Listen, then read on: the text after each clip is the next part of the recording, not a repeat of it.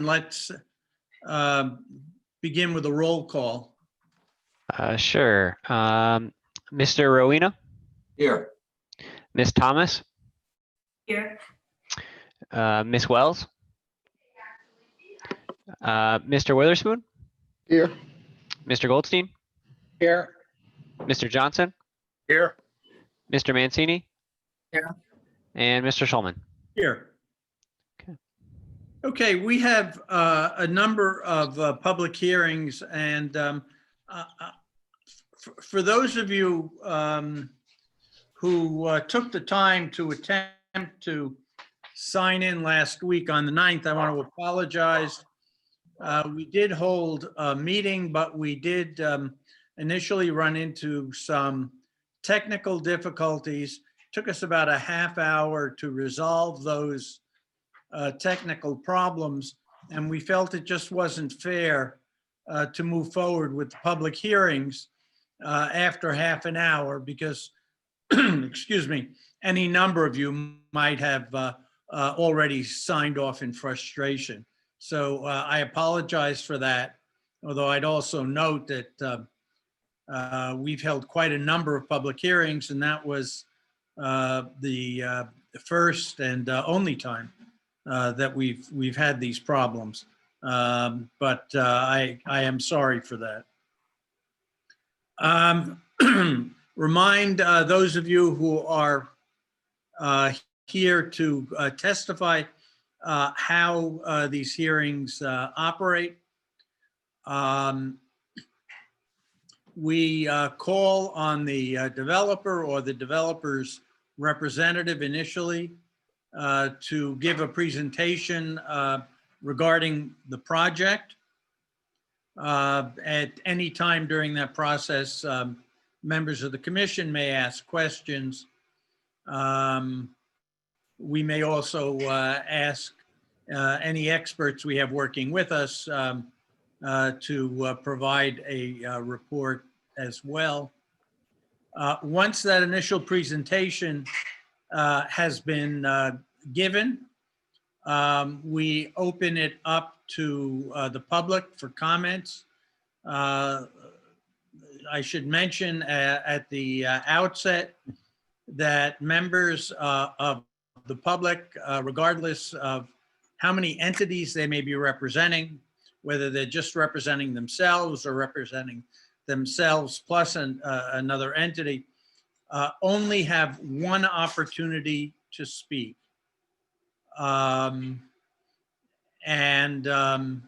So when you are called on to speak, please take the opportunity. We'd like you to keep it as brief as possible, but do take the opportunity to say everything you need to say, because you will not have another opportunity during the hearing to speak. Now, with regard to the G&T project on Winfield Street, we held a hearing on that, and we have continued the hearing in part because not everyone who wished to speak had an opportunity to speak. So they will be given an opportunity. And should the developer's representative provide any new information, people who have already spoken will have an opportunity to speak, but only on that new information. Please adhere to these rules. Otherwise, we may need to cut you off. The other thing that we ask is just keep your remarks civil. I know, for example, that on the excuse me, on the project on Winfield Street, there's a lot of passion. People feel very strongly about it, but everyone who has spoke so far on this project has been appropriate, has not lashed out inappropriately in any way. And frankly, we can hear you better when you behave in that manner. When you're addressing the facts of the matter. Keeping yourself under control is the best way to communicate with us. Once everyone from the public who would like to speak has had an opportunity, the developer's representative is then given an opportunity to respond to the comments that the public has made. And again, the members of the commission, should they have further questions, have an opportunity then to ask questions. When that is completed, we will either close or continue the hearing as necessary. I mention that because on the TB Norwalk Apartments, for example, we will not be in a position to vote this evening because we are waiting on a final report from our own consultant as well as comments from the redevelopment agency before we act. And with that, we'll open up the first hearing, which is 9-20 SP TB Norwalk Apartments LLC, 467 West Avenue, 17 Butler Street, and 3 Quincy Street. The project referred to as the Pinnacle. And I believe Mr. Flaherty will be initially representing the applicant. Yes, sir. Thank you, Mr. Chairman. Craig Flaherty, Senior Engineer and Principal of Redness and Mead, a land use consulting company with offices in Stamford and Wilton, here on behalf of the applicant TB Norwalk Apartments LLC, represented here tonight by David Sands and Michael Skenna. Hopefully I'm more of an observer tonight than a presenter. We're going to hear from our project architect, Bill Warwick, on the progress they've made, specifically on the storefronts, but on some other elements of the design as well. And we will also hear from our landscape architect, Eric Rains, on some exciting ideas for public engagement in the pedestrian way. As you noted, this hearing was continued from December 9th, and the notice of that continuation ran in the Norwalk Hour on December 11th. To give you a quick update on where we are, we believe we've completed the SEAC process, the last 2 positive referrals coming in from the Fire Marshal's office and WPCA by way of email from Ralph Gall. Greg, if I can interrupt you just for a minute. Again, because we have the public here this evening, could you just define terms? Oh, sure. And WPCA. Norwalk, there's the SEAC, which is the Norwalk Code Enforcement Committee process, which has us go out to utilities and various Norwalk agencies to confirm they're comfortable with the application moving forward and being decided by the Zoning Commission. And WPCA, of course, is the Water Pollution Control Authority, which maintains and operates the sewage collection, conveyance, and treatment system in the city of Norwalk.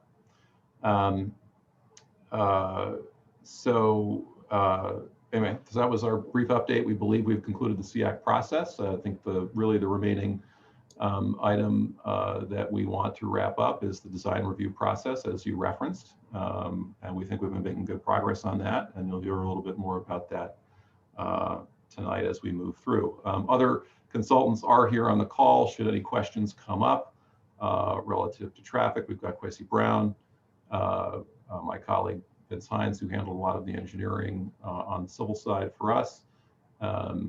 Looking around at the names, I think that's it. Hopefully I didn't miss anyone. And with that, I think I'll pass the mic to Bill to give us an indication of where we are on the design. Thank you, Craig. I appreciate it. Mr. Chairman and committee, thank you for having us tonight. In the interest of time, my presentation is fairly quick. Mr. Rains' presentation is really the eye candy of our presentation tonight. So we'll want to get to him as quickly as possible. If I may have the ability to share the screen. Yeah, go ahead, Bill. Okay.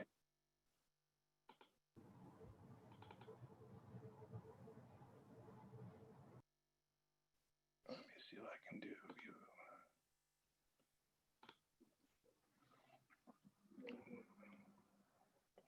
Okay, so this first diagram is really just to orient everybody where we are. We've added a little bit of extra site context into it. This is our ground floor plan. Obviously, West Avenue to the left, Quincy Street to the right, Butler to the south, and Orchard to the north. Where I'm going to jump to next is down on the southern portion of Butler.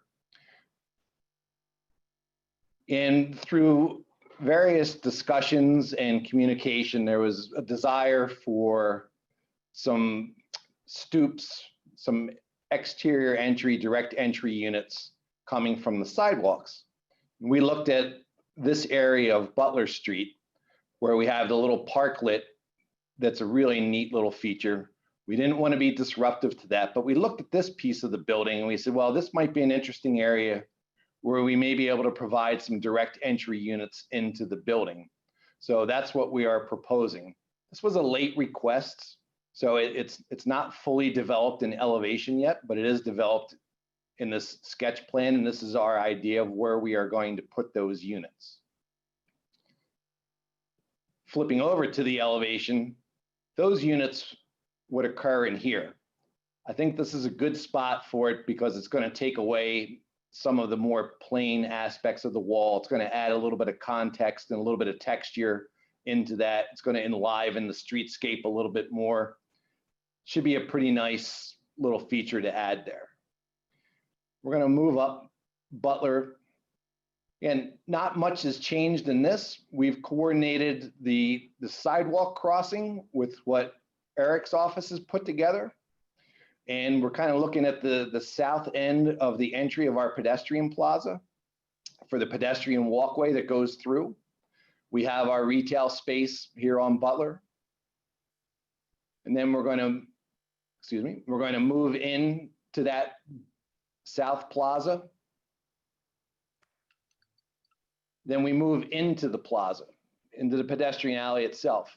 We've embellished this a little bit, added a little bit of refinement to it. And this is looking at these grade level townhomes that we have in the pedestrian way. So you'll have several steps down to a landing into the door, and then you'll continue down into the unit. And then there's just a small little sunken terrace space that's available for those units. Bill, I'm sorry, for orientation purposes, that last slide, Yes, sir. we're looking toward Waypoint. Yes, you are looking north. Yes. So Quincy would be on the other side of that portal in the back. Sorry about that, sir. This is from the opposite direction. This is from the north direction looking south. Again, we took some cues from the landscape plan and we've just added a little bit of refinement to it. And again, when you see what Mr. Rains has put together, our drawings don't do his work justice, but we're trying to get coordinated on the two plans. Again, you get a little bit of a view of those townhomes on the left, and then what will be our amenity area on the right as you progress through. Swinging around to the front of the building. Now, this is West Avenue. One of the comments that we had heard, and I've talked with Bob about, was what was happening at the top of the building. And we've done a couple different iterations of this. This is the latest iteration where we've sort of doubled up these brackets, put the brackets together to make it look a little bit more substantial. Kind of like the way that this looks. Of course, we've been talking about the retail area, and we've come in and we've added some more retail. I have a closer up view that I'm going to move to. It's going to show it a little bit better. These are just some sketch drawings, not as refined, but again, you see the West Avenue, you see Orchard Street. You start to get a kind of a feel at the street level. Here on Orchard, we're trying to break up the spaces a little bit. We have an outdoor seating area that we're showing a little bit further east on Orchard. We're showing some outdoor seating on West Ave.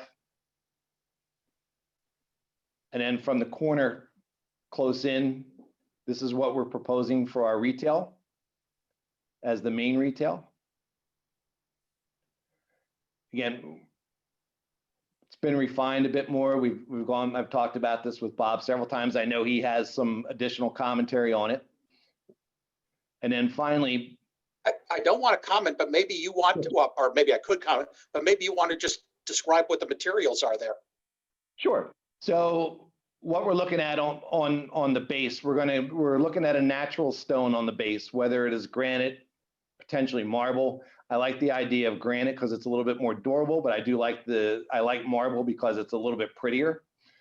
And then we'll end up with a manufactured stone for the field, most likely. And we're looking at a larger scale pattern. For those, the pieces that we have replicated on this elevation are roughly 6 inches high by about 36 to 42 inches long. We have some light standards that we're showing. I don't know that these are going to be the exact light fixtures that we have, but we definitely know that we want to light this up. We want it to be very welcoming. We want it to be a place that people are going to feel comfortable with. We have the awning canopies that we're showing across here.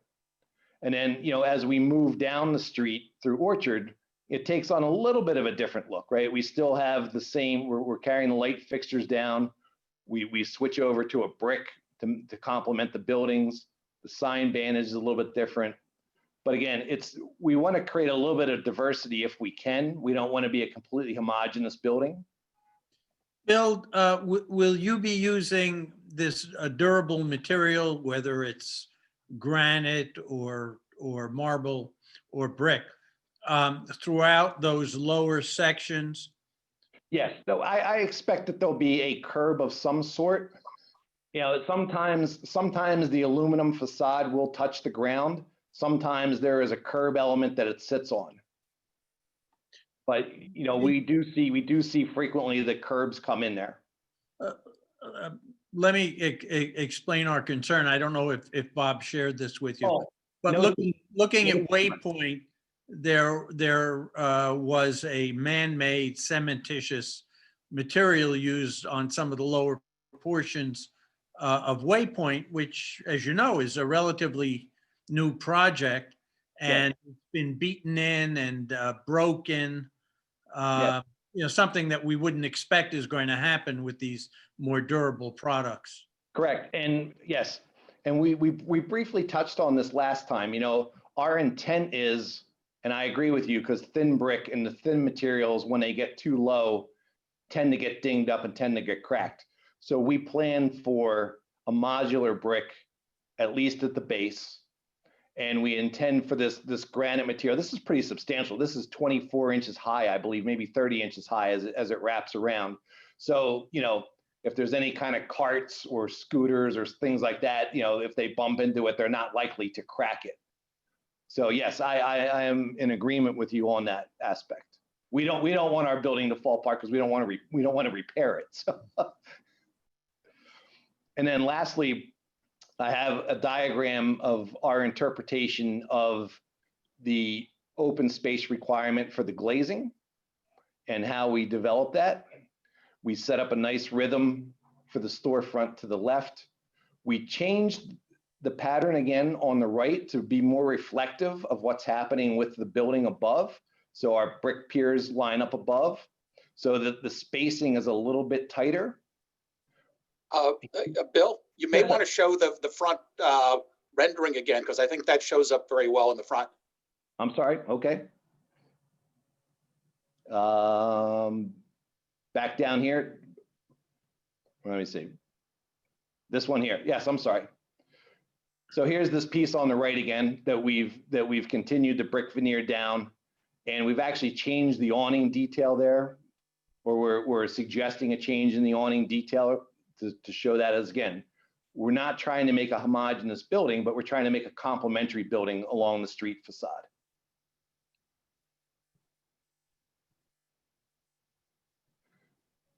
So here are our percentages, and here's how we calculated our percentages. And the way that we looked at it as the clear space between the piers, between the structural piers. And that's what we used as our method for calculation for that. And that's my presentation. Short and sweet, covering the pieces that we did not cover the last time. Thank you, Bill. I think unless there's any direct questions for Bill, I'm going to ask Eric to present what he's come up with for the pedestrian way. We think this could be really unique, an interactive installation to really create some curiosity and some journey through the block. So Eric, go ahead. Let me share my screen. Let's see, here we go.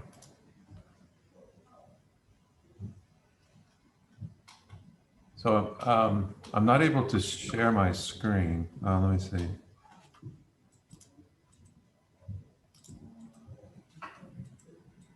I did a stop share. Oh, there it is. Yep, got it. Okay. So again, Eric Raines for the applicant. We're the, as you know, the landscape architects. I have the full set of documents that we use for the filing, readily accessible if if we want to reference those. But I thought I would just jump in and focus on this the pedestrian connection from Butler to Orchard, and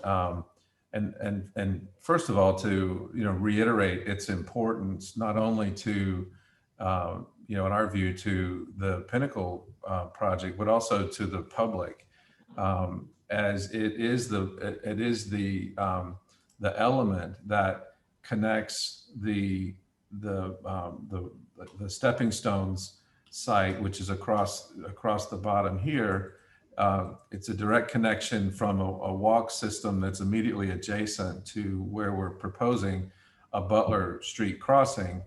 And it's worth saying also that there's a level of coordination that makes sense to happen with them, so that this placement makes the strongest connection possible, so that people can move across there.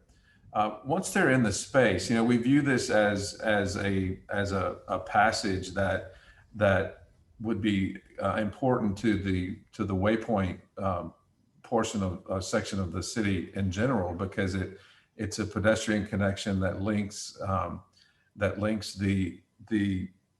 links up to what is the sort of the central element of waypoint, which is the courtyard to the north, where restaurants and shops are located. And the alignment from there down to Butler, we think, is a very strong connection and very valuable to added success of waypoint.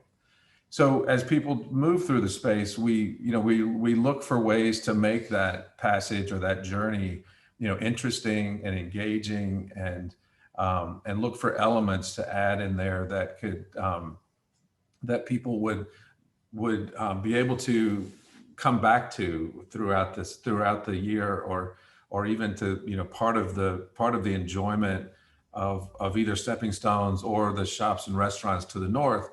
Part of the enjoyment of both of those, we hope that this pedestrian connection would play a role in both of those, in the enjoyment of both of those. So we've provided, I think Bill mentioned, this sort of parklet here that can play a significant role now that we have this restaurant retail space here with a little outdoor dining. We think that sort of engages all of this and gives people the opportunity to use the whole of the space and have that enhanced by by the cup of coffee they pick up from in here, or a quick sandwich they would want to come out and have in that parklet area. But as before, we had this idea that the elements could act very much like a ribbon that winds through the space, And along that ribbon would be opportunities for seating. There would be, we added these planting zones that follow that layout, which weaves among elements that we've talked about, like these vertical green columns that we had shown, originally, which are, when you're in this southern area, they stand independent of anything here, and here. And they would be vegetated and internally illuminated. But once you move beyond that, we talked about how to enhance the experience to move through the space. And one thought is that an element like this sort of bench or ribbon bench, if you want to view it that way, that could begin down here and pop up and down as you move through the space, so that it gives an element of varying levels of height that people could walk over or sit on at different levels, and with the planting that we're showing, it could weave and alternate the sides of these openings, so that element is it shows itself at varying points through the experience, and the zone in the middle is where we feel that we can do a great deal with the green columns. Again, they're here, and here. But in addition to those green columns, we looked for and discussed ways for interactivity. There are these kinds of elements that are used in the exterior, in exterior applications, that are sometimes they're strung onto cables.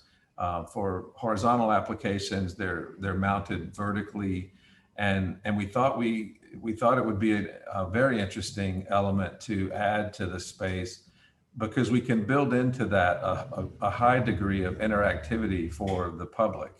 And as the public approaches the space, someone walking through the space, in the elements that are freestanding, like this one, we could have a QR code, if you're familiar with the QR codes, that someone could scan with their smartphone, and it takes them to basically it takes them to a website that gives them the ability to activate the column in different kinds of lighting effects. There are lots of choices of how those could be programmed, where that if somebody activates it from here, it could be that they activate a scene that carries through the whole space, or it could be that they engage with one element at a time. And so with each one having the ability to have a QR code on it, it gives them, there are lots of choices that need to have, that we would have to make as a team on how, on how we want it to engage. And so what that looks like in the space is that between, and as I mentioned, so here and here are the two connections that occur overhead. So people would walk under here through this space and under there to get to Orchard Street. And so this is looking north toward Orchard. And the thinking is that using the light technology that was on the other page, we would have internal light emitters that are on the columns, and then they would turn and come out along these cables that would connect over to the edges of the building. So just imagine on July 4th, for example, somebody activates this column, and let's say the light originates at the bottom and shoots to the top and then spreads out across these cables, and it's red, white, and blue. So, so then for that particular holiday, maybe these lights are themed to, to respond to, to that holiday. Same thing could be applied to any, any holiday. And we chose this kind of system because if you see within the components of the system, there are mounting options that have an angled mount. So horizontally, vertically, this shines more down, but horizontal overhead, which we could use this mounting to shine away from windows that we want to avoid light getting into the windows. In contrast, if you look at this kind of area, that angled away mounting is not applied here. So it's things like this that if this concept moves forward, it's situations like that we would have to address to make sure that we're not creating more issues than we're solving by providing this interactive element. And so this rendering shows the in-ground planting that was added. The benches I mentioned earlier, which is this sort of ribbon element, would be used in lieu of these more typical seats that you see in the landscape. So that ribbon bench would make its way through an area like this at various various heights, and because it elevates off the ground, it could also have lights mounted underneath it to further accentuate these kinds of rhythms that move through the space. And again, those lighting elements, if this concept moves forward, those lighting elements could be part of the interactive element of the entire installation. So those the next slide that I'll show you is it's converting all the lights to a single color, but keep in mind that very similar to how this is shown, where there's multiple colors on one strand or one run of lights, that could apply here as well. So for some reason, if we wanted the whole space to become one color, it could be that, or each emitter could be a different color. It's animated, so light can move. Like as I mentioned earlier, it can move up the column and out the spokes. And then, from a programming perspective, as I said earlier, we could have all of the lights act as a scene, or as a once you initiate it, it goes through a process of lighting, or we could have it where they operate independently, and different users can do different things with the light element as they would see fit. And we feel that this would be something that would make the passage between Butler and Orchard, number one, it would be extremely interactive, and with the variety of opportunity for interaction, we think that it would be something that wouldn't grow old, and something that the public could enjoy any time of the year, and as I mentioned earlier, the lighting could have themes as you move through the year.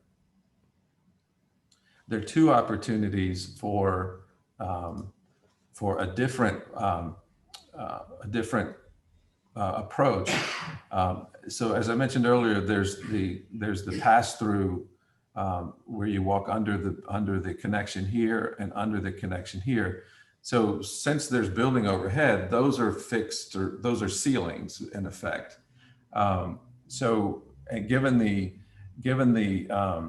nature of lighting related to, if it's the middle of the afternoon, for example, those two locations, because of the way they're situated, would lend themselves to having a light, interactive light component that is not as subject to the daylight conditions that would exist when you're not under there. So even during the daylight, we think there's opportunity for people to engage with the lighting feature, and again, the same technology would apply to both of those.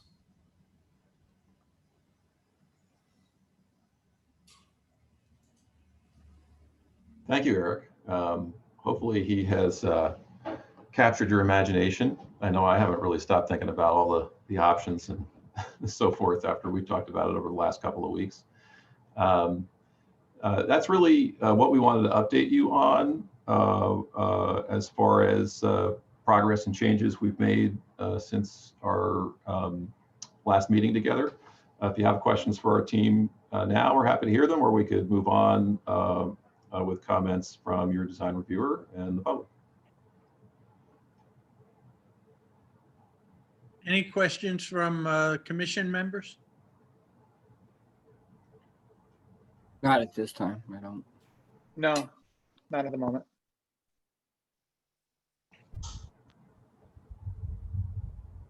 Well, I appreciate that you've given this a lot of thought. As you know, we've had a lot of discussion about how to activate this space, and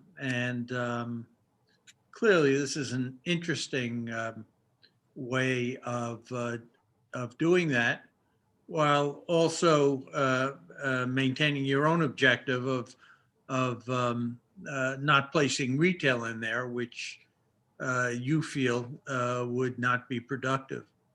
So I think it's an interesting compromise. Thank you. I think that's good.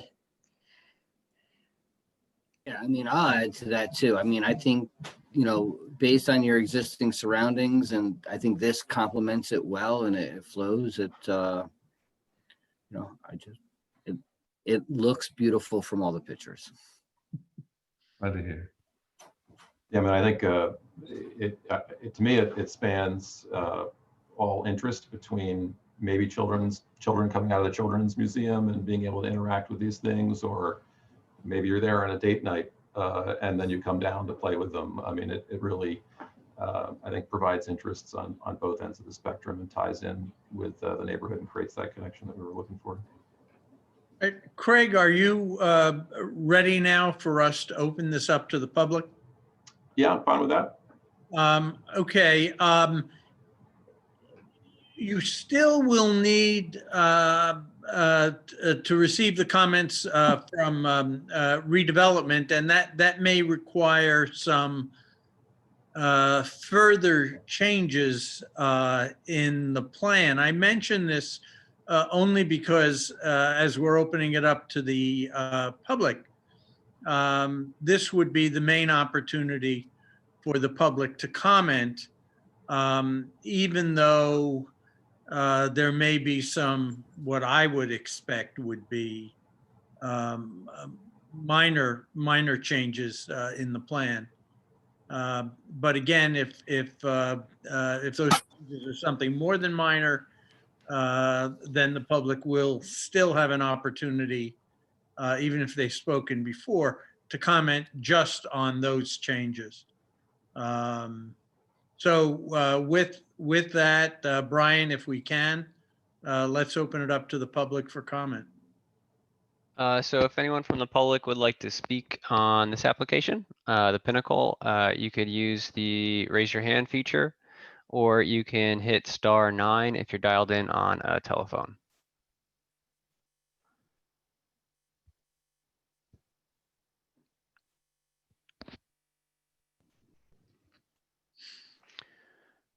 Seeing none, Lou.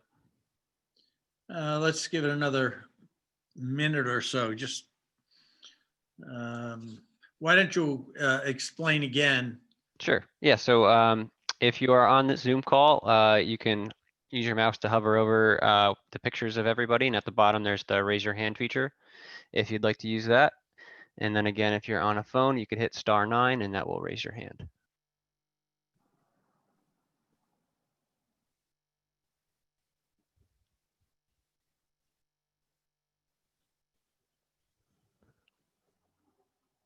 They're very impressed with the light show.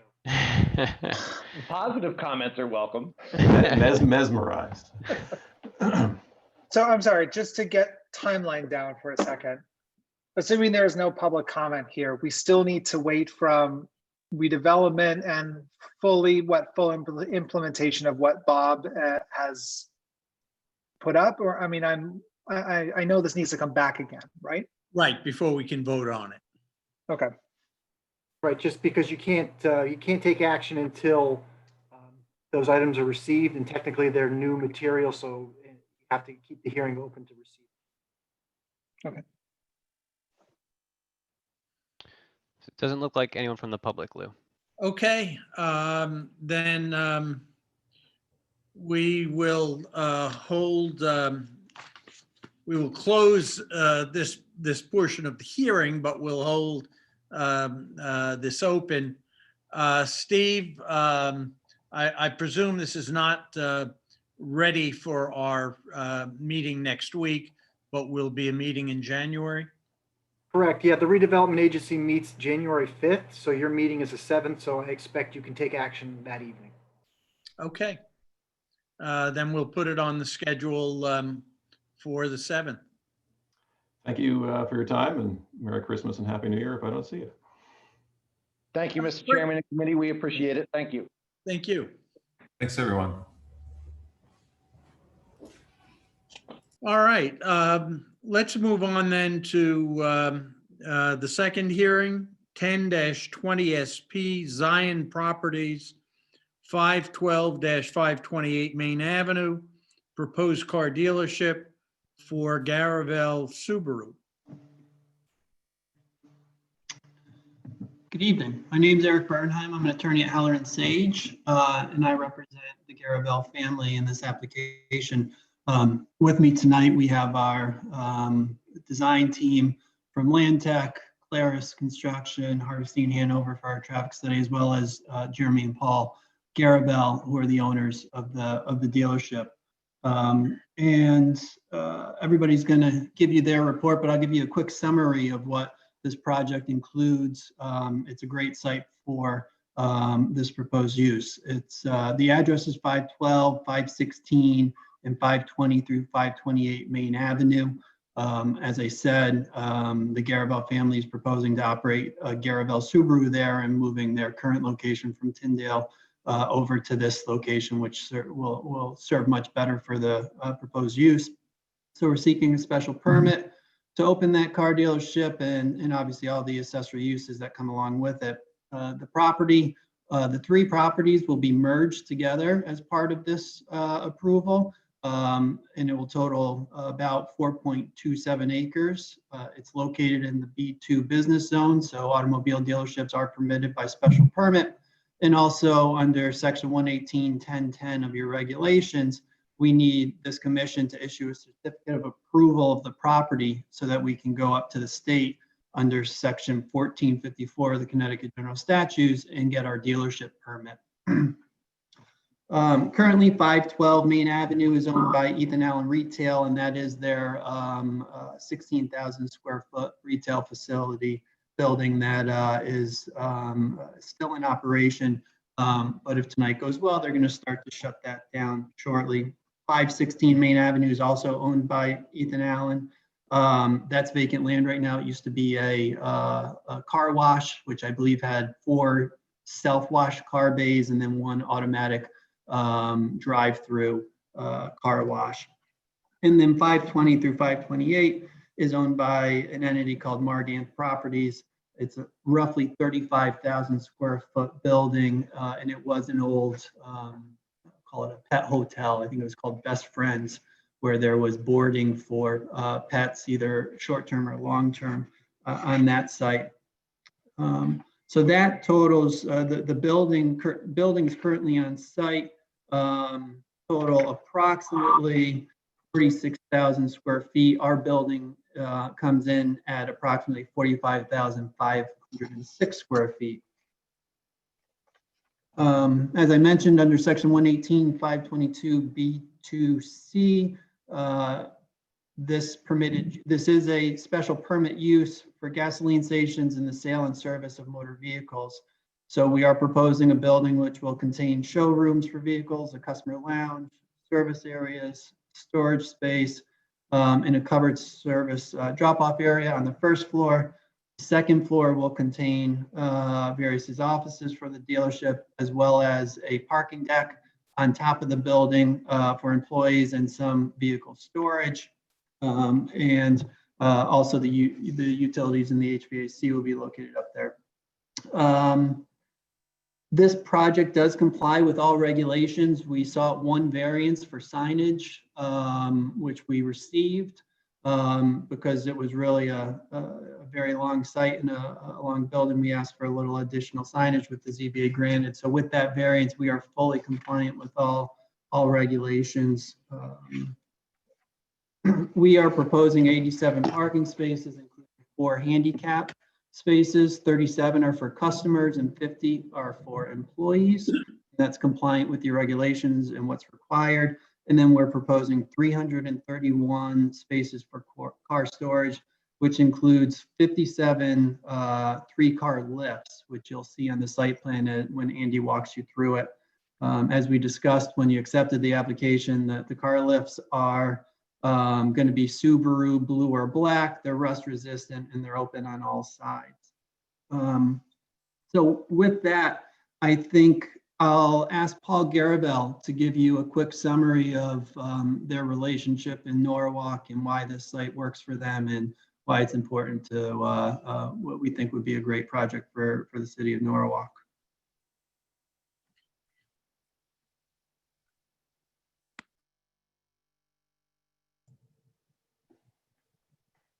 Thank you, Eric. Mr. Chairman and members of the commission, thank you for allowing us to appear before you tonight. I'm here with my partner, Jeremy Garavel, who's also my son. And we're hoping to have you look favorably on our application for a new dealership. We came to Norwalk in 2002 with our Jeep dealership on Westport Avenue and followed in 2005 with our Subaru store. We came to Norwalk with about 25 employees. Currently, we have about 60 in the same facility, and we're hoping to grow our employee workforce to approximately 100. So we found that Norwalk's been very good to us. We started off as a small family business. We still consider ourselves to be a small family business with 100 employees. So we found that this site works well for us. Our current Subaru site is very small and will not permit the type of activity that we'd like to have on this site. In the past, we've had to put together many parcels of property to rent in different locations for the storage of vehicles, and this helps us to operate all on one location. So with that, we look forward to remaining a member of the community in Norwalk, and we find that doing business in Norwalk is great, and certainly the community has been very welcoming, and we're happy to be a part of it. Thank you, We'll Paul. be here tonight for any questions you may have that can't be handled by our attorney. Thank you, Paul. I can handle all questions, though. That being said, one thing to keep in mind that Paul made a very, very important point there is that the entire operation can fit on this site, which is why this is such an ideal location for them. They can have all their deliveries, including car deliveries. Vehicles pull right into the site, not block traffic on Main Avenue. I know when we all drive around town, around the city, and you go by other car dealerships, there's oftentimes a car delivery truck blocking a portion of the road. That won't happen on this at this site, which is why it's such a perfect location for them. Next, we're going to have our civil engineer, Andy Similides from Land Tech, go through the plan with you. He was having some internet issues, so I may have to share my screen and try to show you what he's talking about at that time. But Andy, do you want to take it from here? Sure. Can everybody hear me? Yep. Perfect. Brian, if I could share my screen. I think I can. Perfect. So I'll quickly run you through this. In front of you is the existing conditions of the site. The site's front on the east side of Main Avenue being here. The northernmost property here is 520 Main Ave, which is the old Best Friends Pet Care, which did, boarding, grooming, and training of pets at the facility. It is currently vacant. And the center lot is 516 Main Ave, which was formerly a car wash. And the southerly most portion of the property is 512 Main Ave, which is the Ethan Allen retail store. The Pest Friends old building is about a 32,000 square foot building. The car wash, the remnants of the foundation that's still there shows about a 7,500 square foot footprint of a building. And the Ethan Allen building is about a 17,000 square foot building. So you're looking at just shy of 60,000 square feet of building on these three sites. The existing sites, the easternmost portion of 520 Main Ave is a steep slope that goes up to some woods or landscaped areas. There's a lot of rock outcroppings. The remainder of the site is all paved.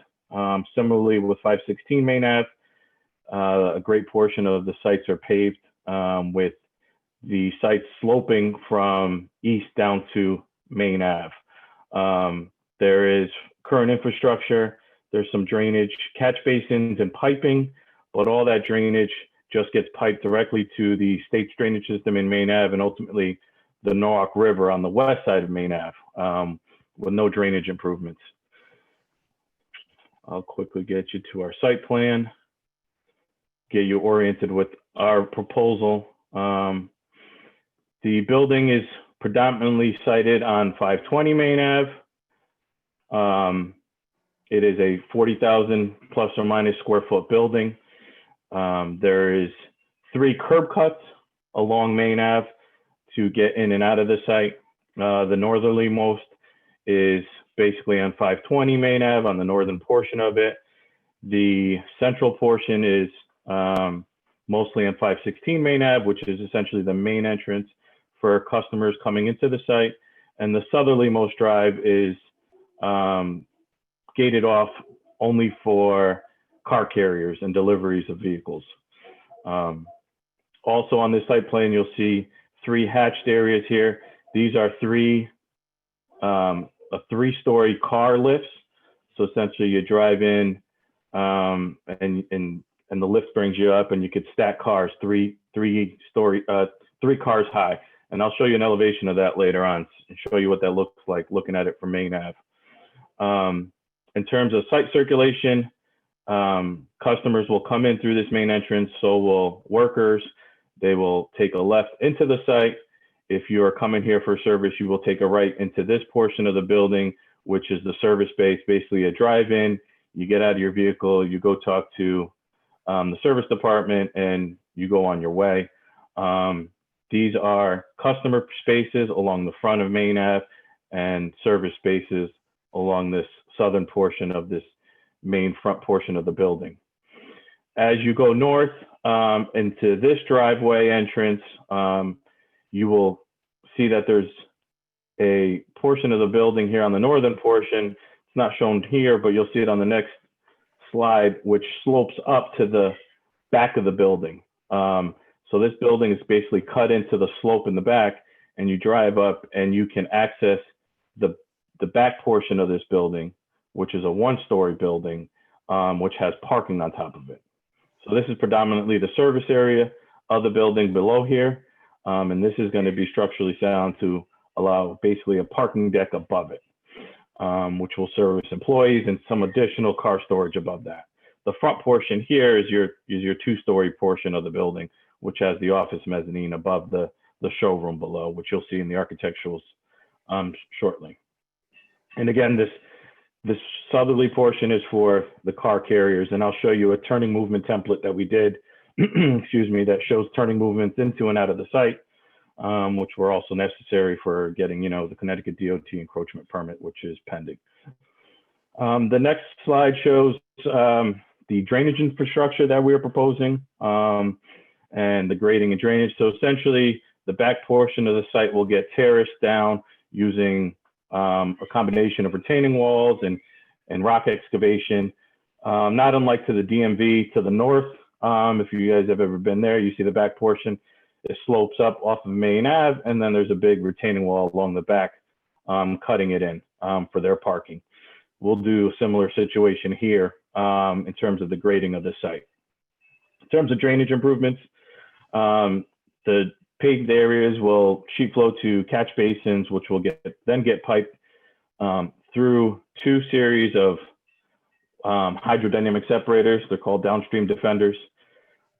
Because we are so close to the Norwalk River with our discharge point under existing conditions, as we were going through the approval process with Conservation DPW, which we have approvals for, they recommended some additional measures on top of our detention, which is providing the water quality volume. We are providing some additional measures through these two systems, which are basically swirl systems, which separate sediments and also hydrocarbons and have storage for both, oils and sediments within these contained systems. From there, we go to two large detention systems, which reduce the 25-year storm from existing conditions to post. And that system ultimately gets piped to the same discharge point that it currently discharges to. We're just providing some more than is their treatment for this system. In our next slide, as part of our application, we just show the necessary erosion sediment controls to contain the site during construction. Large stockpile areas, obviously, when we're going to be cutting the back of this site. Your necessary silt fence, anti-tracking pads, and the such, just to protect the site during construction.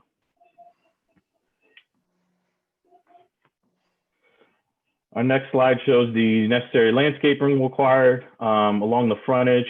We have some large deciduous trees, 12 to 14 feet, flowering pear trees. And then in between those trees, we also have some shrubs, which will really screen some of the cars that the Garavels don't want to screen, but the city wants to screen so Garavel can sell his cars. But there's some low-lying shrubs along the frontage here. And it's more of a measure to, keep cars off of it, keep cars behind the front setback line. So there's a curb line behind the front setback line here. So this just adds another measure of landscape buffer along that. Along the eastern portion of the site where we abut residences, and if you've ever been to the site or seen, there's a great grade difference from the residences looking out onto Main Ave. So there's also some dense vegetation. I'll show you a quick aerial right here. This is Main Ave to the left. This is that Best Friends building, the vacant car wash, and you see the dense vegetation that currently exists. Andy, we're still seeing the site plan. Oh, so You might have to unshare and reshare. I'll show that in the next, and when I go through the next portion, I'll show that portion. But to enhance that buffer, we are also providing some additional arborvitae tree along the top of this slope, right on the property line, along with a fence, a screen fence that will really buffer the residential area along the eastern portion. We also continue that along the northern boundary and the southeast boundary. But predominantly, we densely vegetated the eastern portion of the site, being sensitive to those residences that we abut. And we also kept, the parking and all of the car lifts are going to be below this retaining wall, and you'll see that in the next slide. So it's not visually impactful to the neighbors.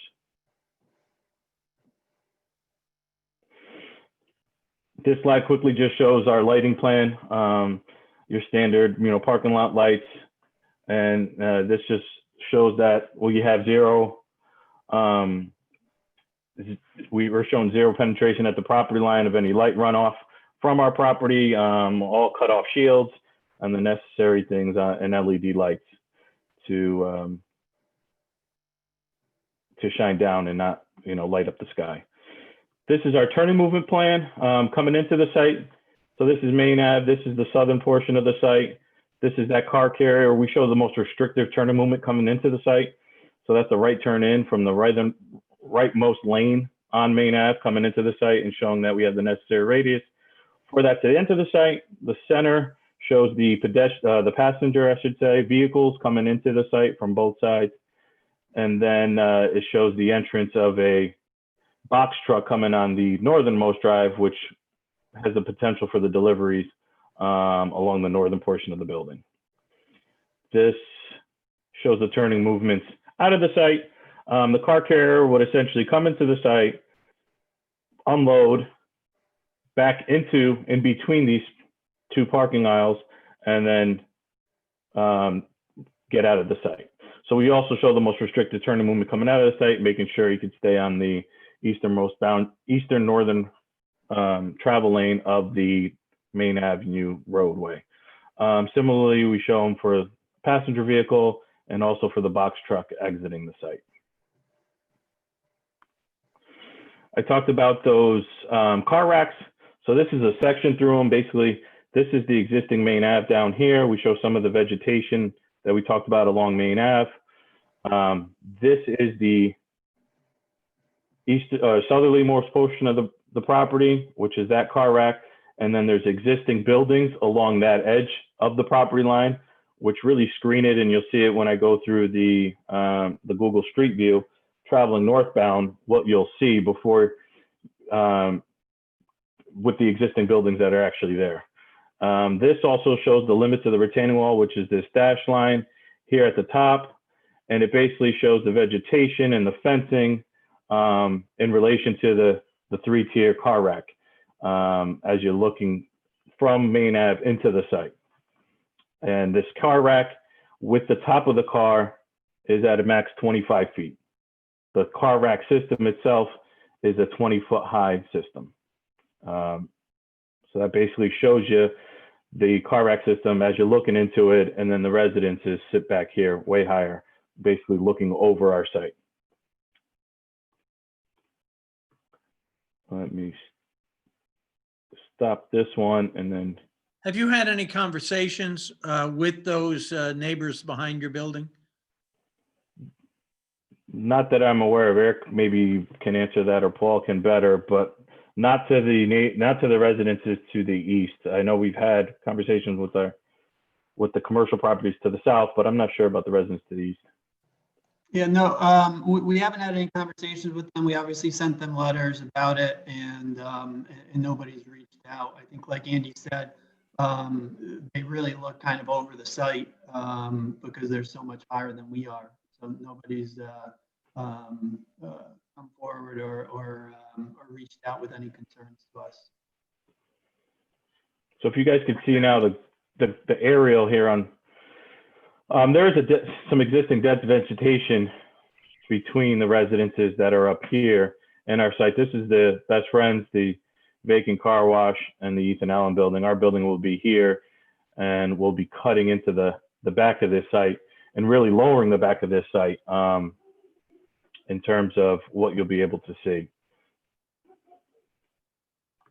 So you can see here, here's a good look at how it slopes up back there. We'll be basically cutting into this slope with our retaining walls and keeping our development really closer to the Main Ave elevation rather than what's out there now. And I think that concludes my portion of the presentation. Thanks, Andy. I think next we're going to have Mike from Claris go through the architecturals. If he's still with us, he said he may have to jump off, and then there would be a Ron, but I see Mike. So. Yep, Mike here with Claris Construction. Thank you, Eric. Thank you, Andy. Thank you, the board, for hearing us tonight. I'm going to quickly share my screen. Let me know when you see it. We see it. Okay, great. So basic statistics of the project have kind of been covered between Andy and Eric, but just to quickly overview, the footprint's roughly 41,000 square feet, give or take, on the lower level. And it consists of the showroom portion that faces the road. We have a service drop-off for all the customers that come in a covered climate-controlled environment. And then the service department is located in the back. So this larger footprint allows the Garavel company here to operate with a much greater amount of lifts and more efficiency, and as they mentioned, more staff. We move on to the second floor really quickly here. It's only roughly about 3,400 square feet of second floor. Right here where my cursor is, overlooks a little bit of the two-height showroom down below, which then would look out to the main street there. And then the parking that has been discussed already here that is primarily going to use for employees. So the employees would come up the ramp here. They'd park accordingly, and they'd be able to enter the building. We have stairs and elevators for them to get down to the different departments that they work in. Elevation wise, I'm going to go through these quickly and then we can go to the renderings because I think they do a better job of being able to understand them. But basically, most of the finishes and the aesthetic of the building is mandated by Subaru of New England, the entity that that controls the design aesthetics of all the Subaru facilities throughout New England and so forth. So basically we have up front here, we've got a clear anodized aluminum storefront system where you'd be able to see the cars displayed. We have a gray ACM panel for a majority of the front facade, and then a what we call the Subaru Slate icon tower, which I believe the Garavels have currently at their current facility. To the right here, we have the service drop-off. We wanted to differentiate materials a little bit, so we did a horizontal corrugated metal panel. It's called Pack-Clad. It's going to be gray, kind of plays off the silver ACM of the front facade. And you can see that continues here along the side of the service drop-off.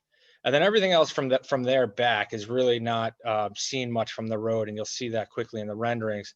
But we have split face block at the bottom, and we have a stucco system that goes all the way up 4 feet past the top of the parking deck. So that screens a lot of the cars. So from pedestrian level, you won't be able to even see any cars parked on the roof. You can kind of see that from the section here.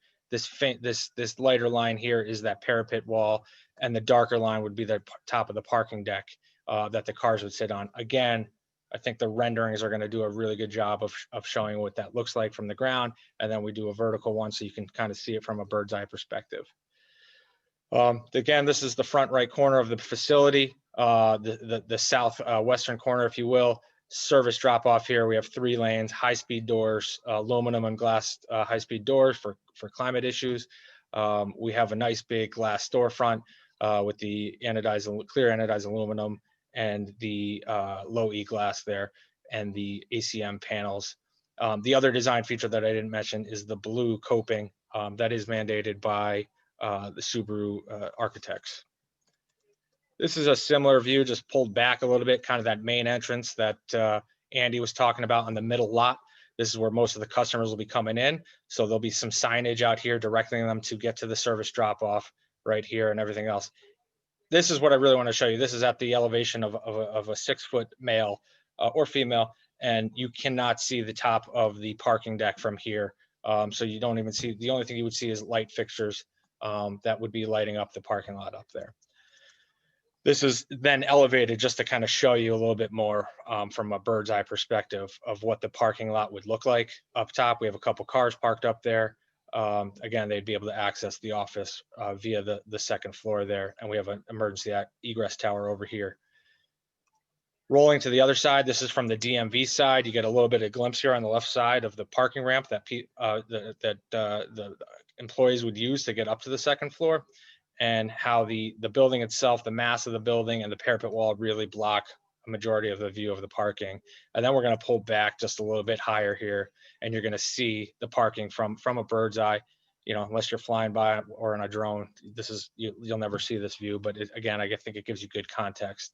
We unfortunately didn't get a chance to model the site here, but yeah, this vegetation here is kind of what Andy was talking about before you get to the residential houses behind.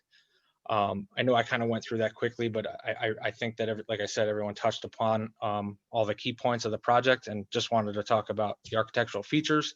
If you have any questions, please let me know. Thanks, Mike.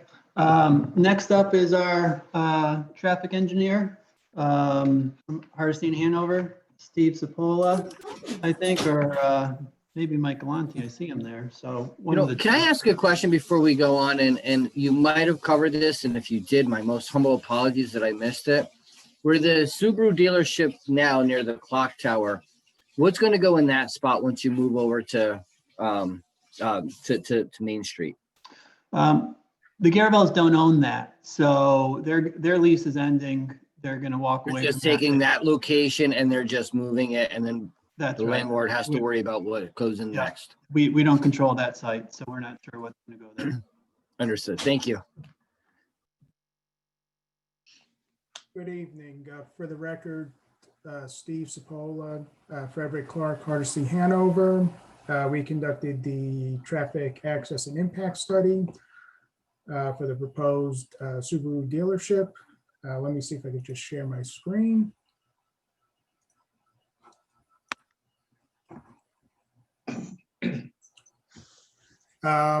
So this is our figure 2 from our traffic study. Just so you have an idea, this is Main Avenue, DMV, the site, Grist Mill, and the Super 7. As part of our traffic study, we looked at the 2 signalized intersections. The first one was the Main Avenue at the Grist Mill, where Route 7 comes from the expressway. It meets up with Main Avenue by the DMV. And to the south of the site, we looked at the signalized intersection with Valley View Road and the Merritt 7. We conducted our turning movement counts pre-COVID on Wednesday, January 29th, 2020, from 7 to 9 a.m. in the morning, 4 to 6 p.m. in the afternoon. And on Saturday, February 1st, 2020, from 10 a.m. to 2 p.m. Our peak hours were identified as 8 to 9 a.m. in the morning, 5 to 6 p.m. in the afternoon, and 12:15 to 1:15 p.m. on Saturday.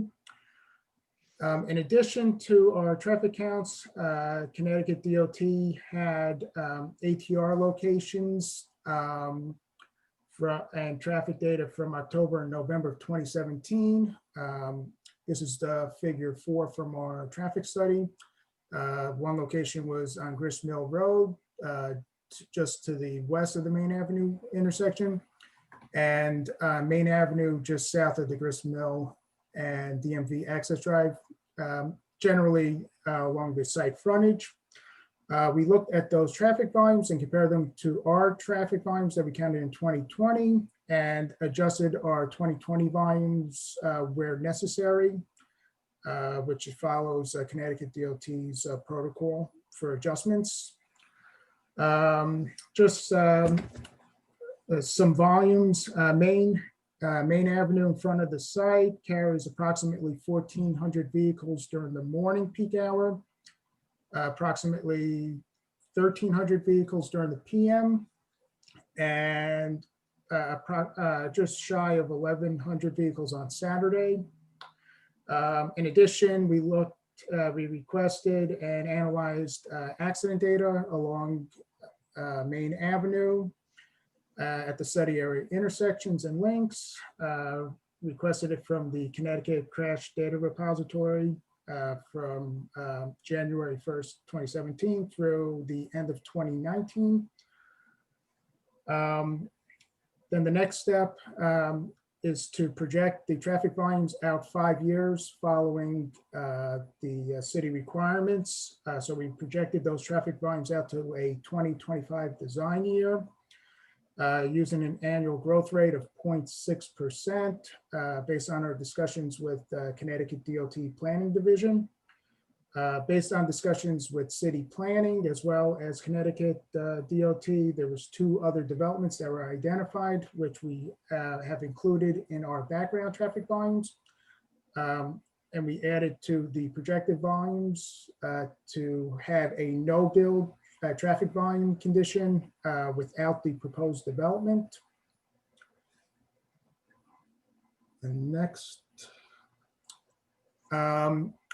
As Andy stated, the proposal is for 3 access points. Currently, there's 5 curb cuts along the existing 3 properties. So we will be eliminating 2 of the access points. The northerly access will be a right turn in, right turn out. The middle access drive will permit full movement, and the southerly driveway will be restricted only for the car carrier truck deliveries. Based on a review that we just received from Mr. Yosak of TPM, the city TPM, he reviewed the site access plan and agreed that the middle driveway should permit it should be the driveway to permit left turn movements, and believe that the site access provision provided is acceptable. Let me see. I just need to exit out of here, and let me just go to share the next table.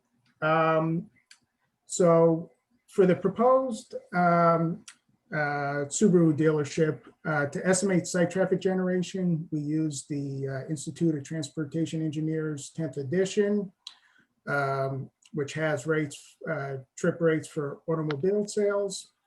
So for the proposed 45,506 square foot new car dealership, it's estimated to generate a total of 85 vehicles during the morning, 111 vehicles during the afternoon, and 183 vehicles during the Saturday midday peak hour condition. And let me go here. Based on our review of current traffic patterns and anticipated travel routes for people who are going to visit the proposed dealership, it was determined that 40% of the site traffic will come from the west on Grist Mill Road. 30% will arrive from the south on Main Avenue, and the remaining 30% would arrive from the north on Main Avenue. Using this distribution, we assigned the site traffic generation that I just mentioned, and we added that to our no build condition.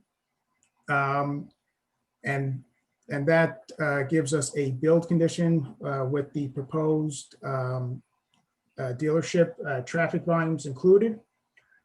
We conducted a capacity analysis of the two intersections as well as the site driveways during the 3 peak hours for an existing no build and build condition. And the results of the analysis indicated that both signalized intersections will operate at the same or similar level of services, and with the slight increases in delays during all 3 peak hours. The two site driveways, the northerly right turn in, right turn out, and the middle main driveway will operate at acceptable level of services. I believe at our last meeting, it was asked if the northbound queue from the Grist Mill Road DMV intersection would queue back to the middle driveway. Based on the capacity analysis during the AM and Saturday condition, the northbound queue for both the left turn and the through lane will not back up to the proposed middle driveway. It will be about 100 to 125 feet short of there. So the middle driveway would be cleared during those peak hours. During the weekday afternoon peak hour, the left turn lane would not block the middle driveway. The through lane on occasions may block the center driveway by up to 2 vehicles.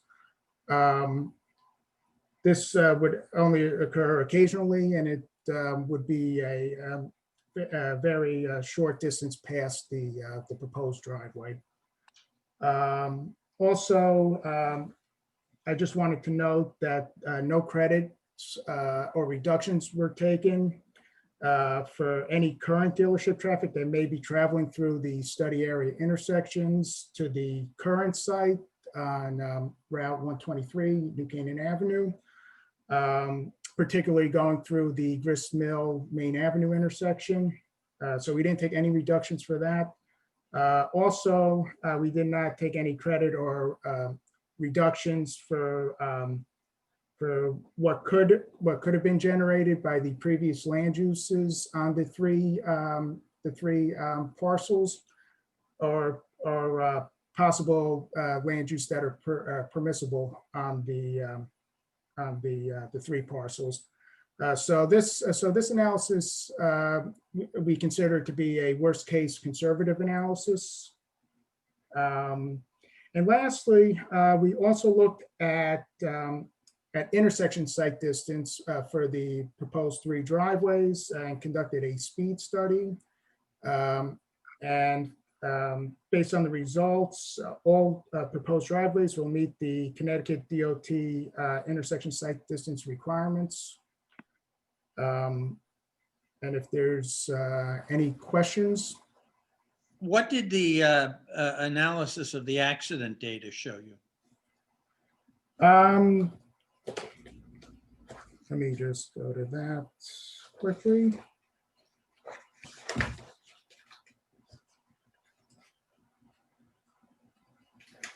The reason I'm asking is I'm continue to be concerned about the left turns. Those left turns are among the most dangerous traffic movements. So let me just pull up this here. So based on the accident analysis, particularly along the frontage, we looked at accident data for the links following Connecticut DOT standards, and the link for in front of the site is from, I believe, this driveway up to the traffic signal. So it includes all the retail development. There was a total of 29 accidents during that 3-year period, with the highest being 9 accidents for rear end collisions and 32 which were classified as other collisions. 16% of the accidents were considered angled collisions on that stretch of road from this intersection up through past our site to the traffic signal. So that's the classifications of accidents in that area. I mean, if I was listening carefully, it sounds as if about 60% of the folks who are visiting the site will be making left turns into the site. And I'm wondering if there's anything that can be done to reduce the number of left turns there. Let me just go to. Can I ask if they currently have left turns into the current Ethan Allen site? Yes, currently there is no restrictions on any of the driveway on the what was previously the car wash, and the Ethan Allen driveways have no restrictions on left turns entering, and also they don't have restrictions on left turn exiting. So there's no turn restrictions at the Ethan Allen and the previous car wash. And Eric Vernon, for the record, Mr. Schulman, it's important to note that currently there's 5 curb cuts along those 3 properties. You're kind of cutting out, Eric. I said currently there's 5 curb cuts along those 3 properties that have no restrictions, and what we're proposing is 3 curb cuts, only one of which has no restrictions. So we really are reducing any potential exposure there by reducing, really taking away 4 with 4 of the curb cuts, because the other 2, one is gated and the other is a right turn only out heading towards Grist Mill. We have to get into the site, and if it's not this use, then there's going to be other uses that may potentially be 3 different uses on 3 different sites that are going to all require at least 1 curb cut if not try to preserve what they currently have and have 5 on that site.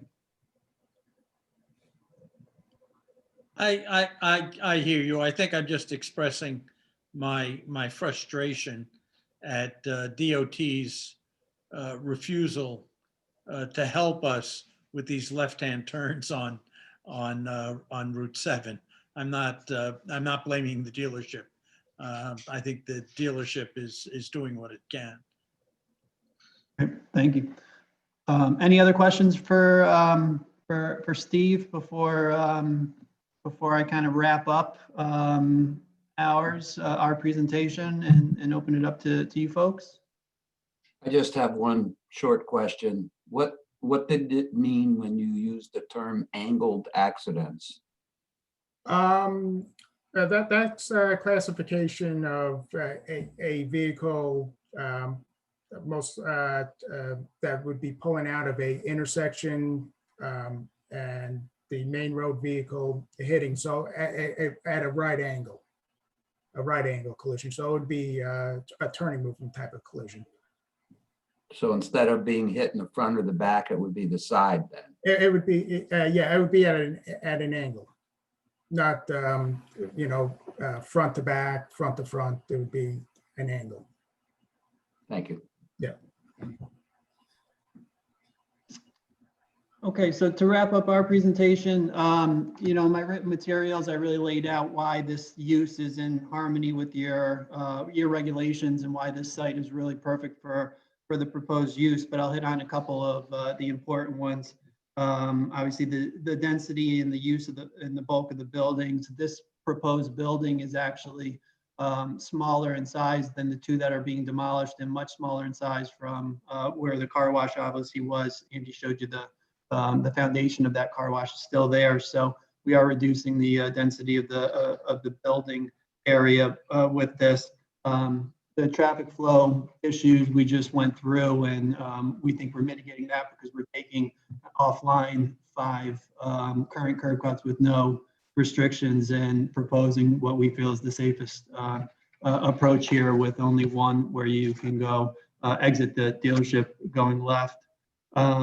There's no adverse impact from noise, odor, fumes. The entire operation will really be conducted, all of the service will be conducted inside in this new facility, and really standard dealership hours with no fumes or and all the artificial lighting, as Andy went through, is going to be maintained on site. And the residential neighbors that are abutting this are elevated to such an extent they're going to really be looking over our site. And that really goes to the impact of the neighborhood also. And then finally, probably most importantly, this is consistent with your plan of conservation and development, and that it'll increase the grand list by combining underperforming vacant properties. Ethan Allen isn't doing great right now, looking to close. Best Friends has been closed for years, and the dealership, the car wash has been demolished. And as Paul Garavel said in his initial talk, they're looking to hire more people, create jobs for Norwalk residents. So it's just consistent with your plan of conservation and development. And we think a great project for a great site, well designed and safe. So we hope that you'll approve it. And if you have any questions for us, we're happy to respond to them.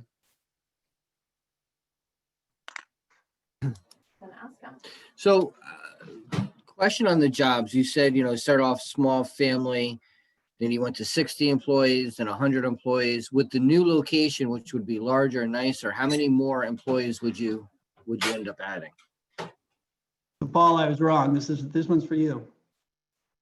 Okay, when we came to Norwalk in 2005 at that location, we had approximately 25. Currently, after 15 years, we have grown in size to approximately 60. And the facility is very small, as is the surrounding property that the vehicles and employees park on.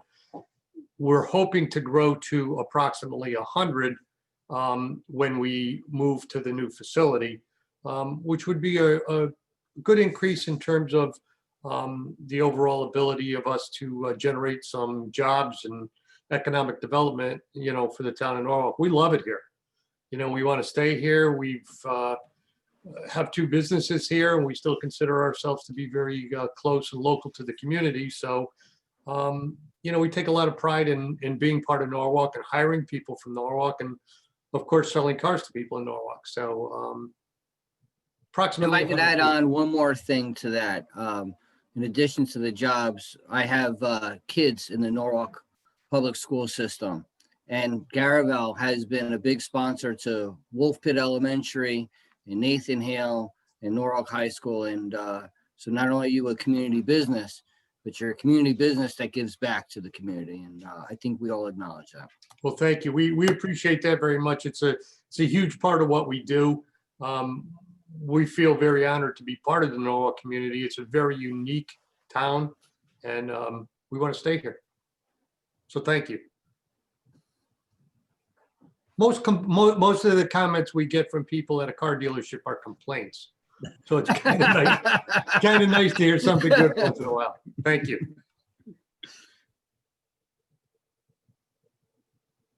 I just had one quick question, Eric, based on Mike Yosak's email that he sent to us. He had one concern about the delivery truck queuing up onto Main Ave. Are those like scheduled deliveries where you'll know their arrival times so the gate can be open for them to get onto the site, or just kind of some clarification on whether or not that delivery truck will, you know, back up or queue up onto Main Ave? Sure. You want me to take that one, Eric? Sure, Paul or Jeremy can handle that one. We do get a couple of deliveries. One is vehicles and one is of parts. Currently, the parts deliveries are done at about 3 o'clock in the morning. So generally the drivers have access. We provide them with either a key or some sort of a code so they could come in at times when there are no employees or there are no traffic. Automobile deliveries are also done sometimes in the evening. Vehicles are dropped off at 2 or 3 o'clock in the morning, so the trucks could access the site without having anyone there. Having a gated location there is even better, because once they put the vehicles behind the gated area, they'll be well protected. So the delivery of vehicles will happen, you know, probably at the least peak traffic times. And we can certainly endeavor to coordinate that with the delivery folks, so that when the car dealership, when the cars are being delivered, we have somebody out there ready to open, or they can call us before they arrive, and we can get it open so that there's not a delay in getting them in there.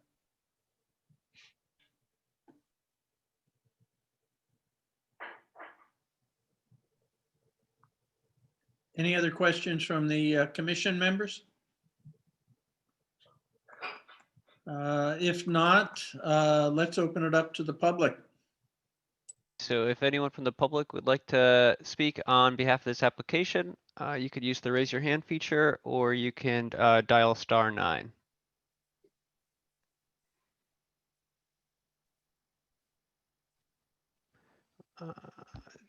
Diane, I saw your hand go up. I'll bring you over. If you didn't want to speak on this, I'll move you back. Hi, can you hear me? Yes, we can. Okay, good evening. Unfortunately, electronics being what they are, I attempted to speak at the last public hearing item, but I will not make any comments. I will figure out a way to speak It's with still open, Diane, so you could speak at the January meeting. for the previous public hearing. Yep. Okay, well, thank you. I appreciate that. But something's wrong with my electronics. As we all know, we have those problems. Anyway, so tonight, I'm going to be speaking on the following.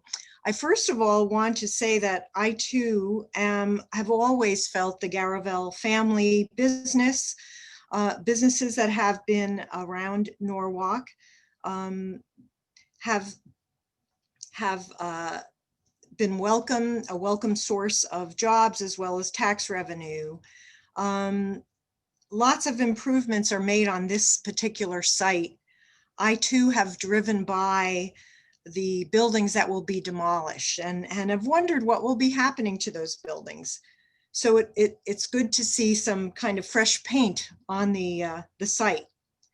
However, I'm here tonight to speak because I seek some alternatives to be required by this commission, but also possibly to be included by the Garavel family and their consultants.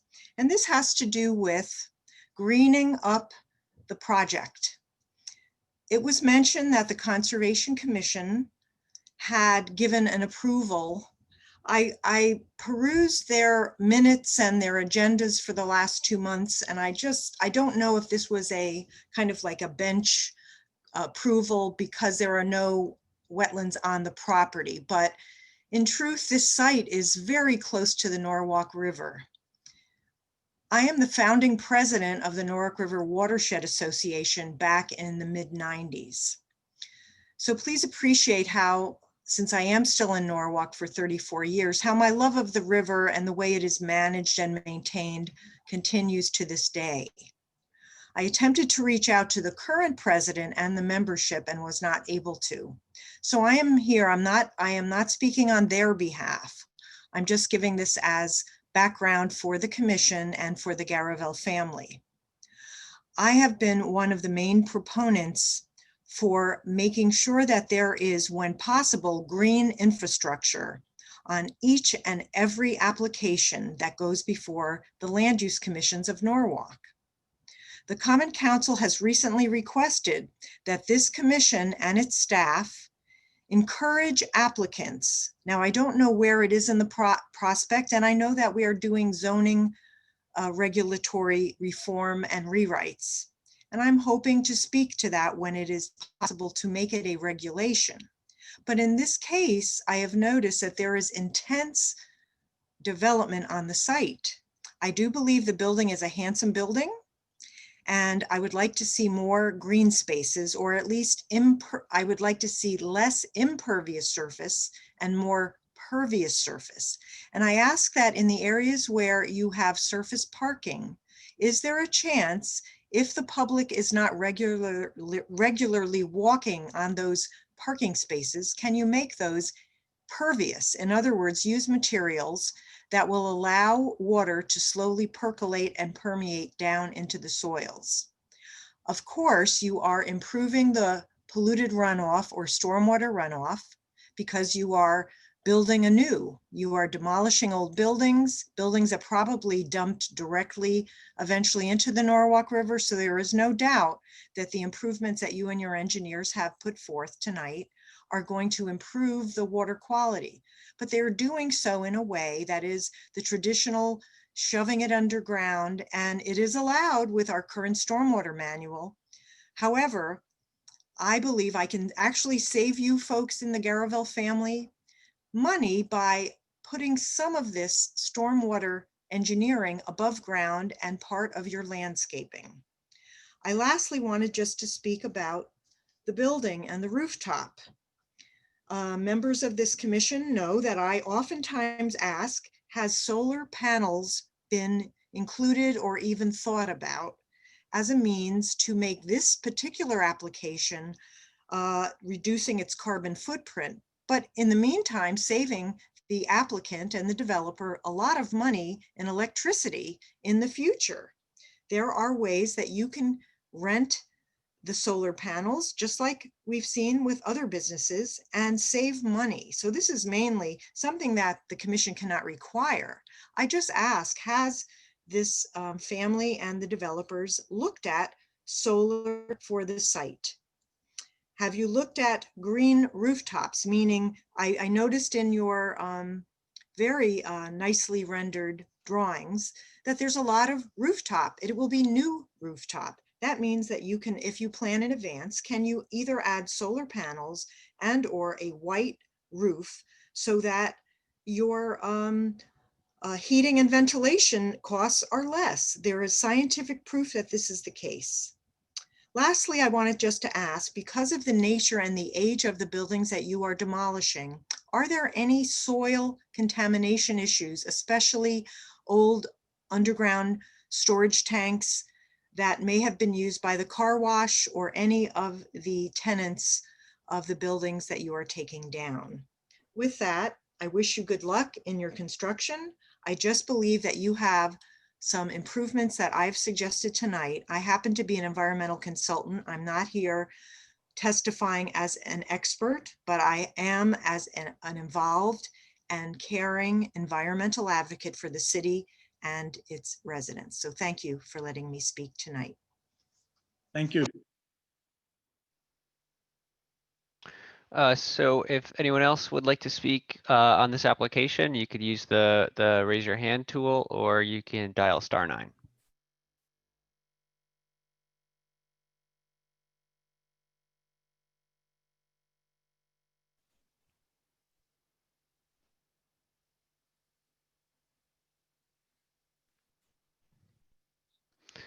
And then Diane has her hand back up. I'm not sure if she had something else to add or if that's just a.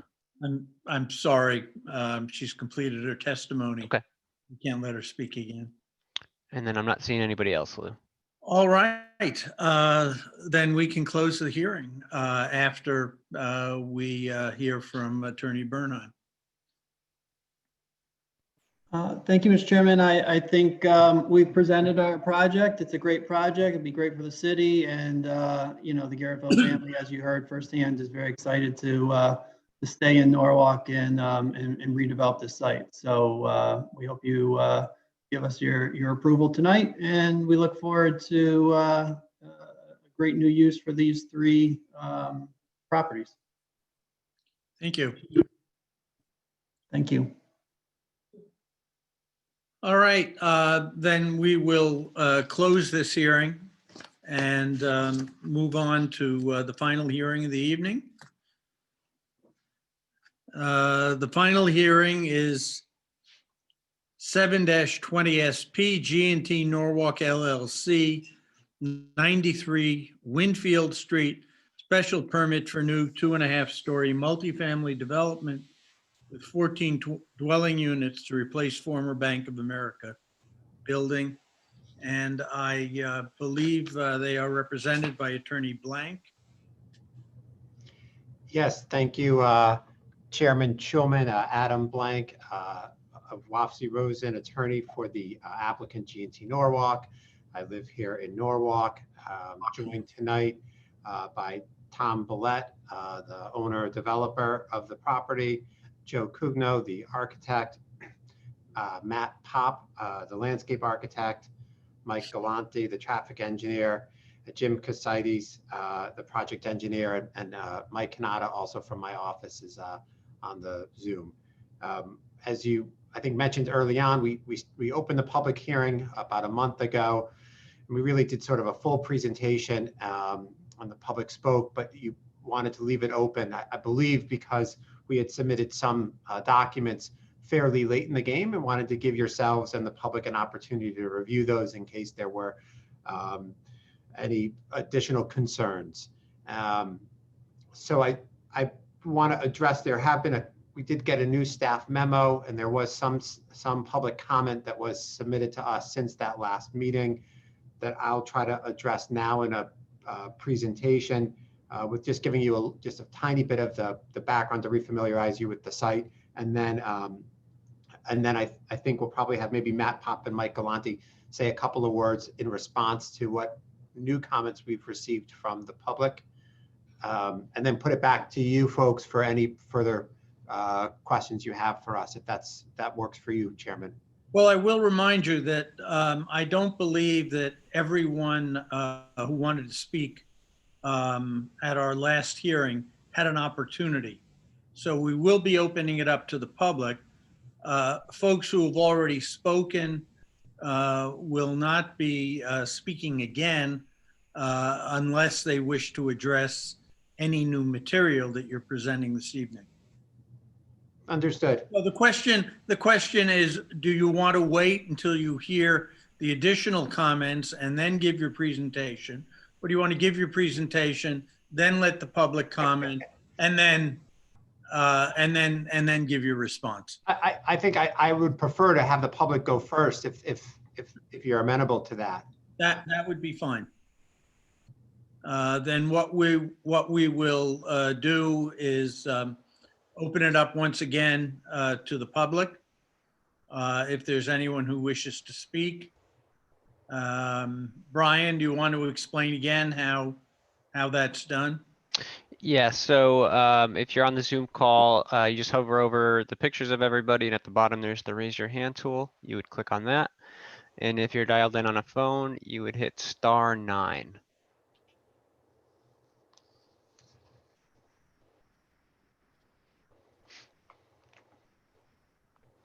All right, and then so with that, we have a couple of people. So Stephen McNamee, so when I bring you over, just make sure you say your name and address for the record.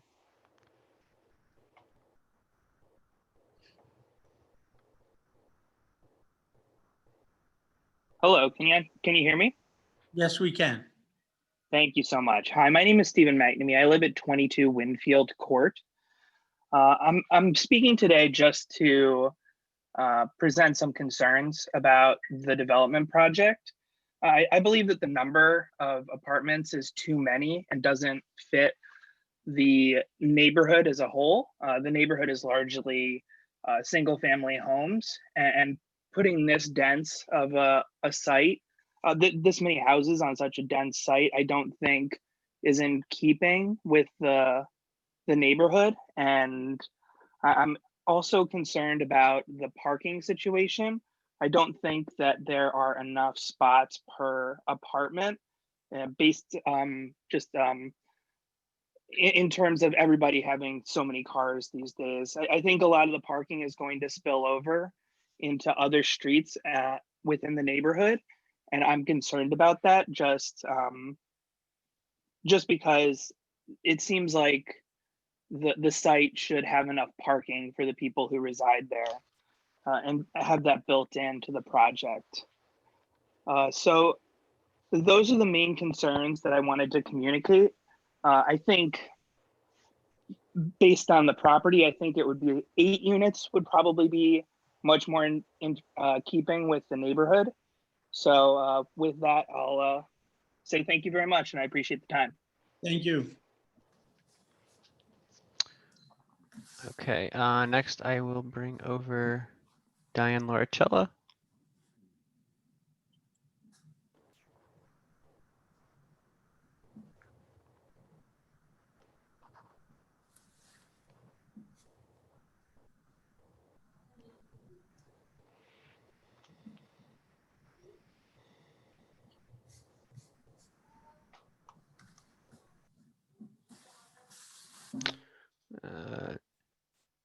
Diane, it should give you a prompt to unmute yourself, hopefully.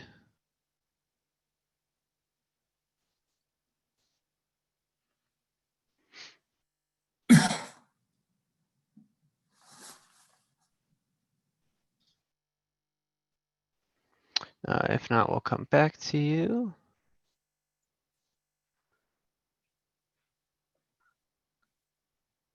So we will go to Lisa Roger. If you just say your name and address for us.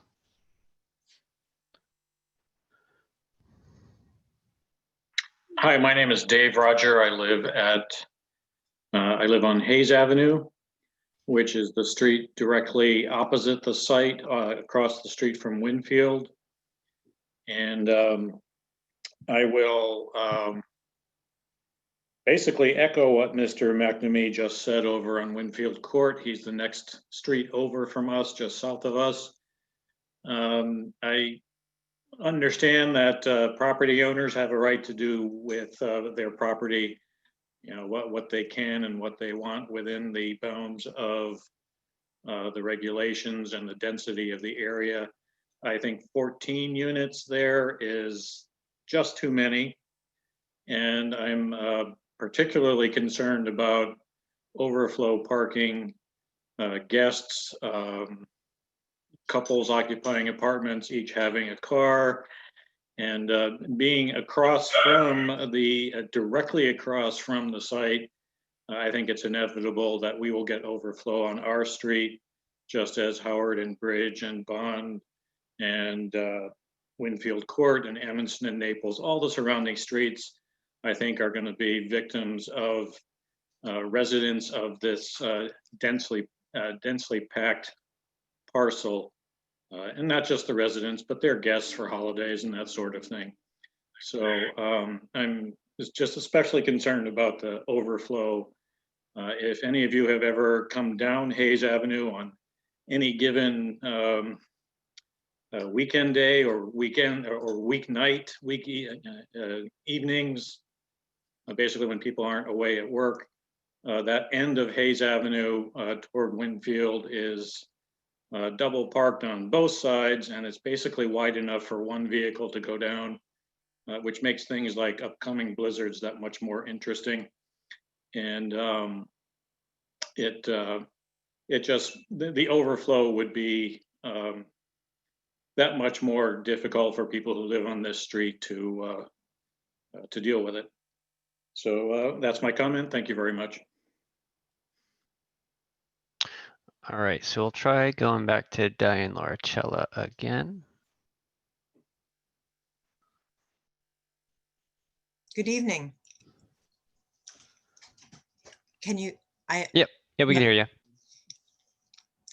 I've had difficulty knowing whether the hand raise icon is up or down because of the way it is portrayed. Anyway, this evening, I thank you for allowing, keeping the record open for public comment. I was not able to make comments the last time. For tonight, I just wanted to say I'm very familiar. I live in Norwalk. Currently, I'm in Blue Mountain Ridge Road off of East Rocks Road. I'm very familiar with the site because that was the site of my bank for many years when it was a bank. I also go by the site quite often when I am on my way to exit 16 of I-95 through to Westport. I have had clients and friends that live directly abutting and adjacent to this site. This is my understanding, this is a special permit. That allows discretion on the part of the zoning commissioners. Because of that, I believe you can negotiate with the applicant the actual number of units. Because this particular site, while I do think there are going to be improvements to drainage, the look of the condominiums or the units are handsome, it is too intense, in my opinion, of a development, and it doesn't fit within the single family neighborhood itself. And that is the opposite of what the Plan of Conservation and Development, one of the standards of a special permit that must be abided by. I believe that there is a chance to make this development more fitting with the neighborhood, but also caring about the current existing neighborhood structures. 14 units were crammed in every square inch, every square foot of this site. Of course, it is because of how much profit could be made. I am not assured that, I actually do not remember whether any of these units are slated as affordable. I believe they must be because currently there are 14. I think the limit is 10 or 12. But even if reducing the number of units reduces the affordability factor, I just don't think that this particular application complies with the POCD, although you will probably be told it does.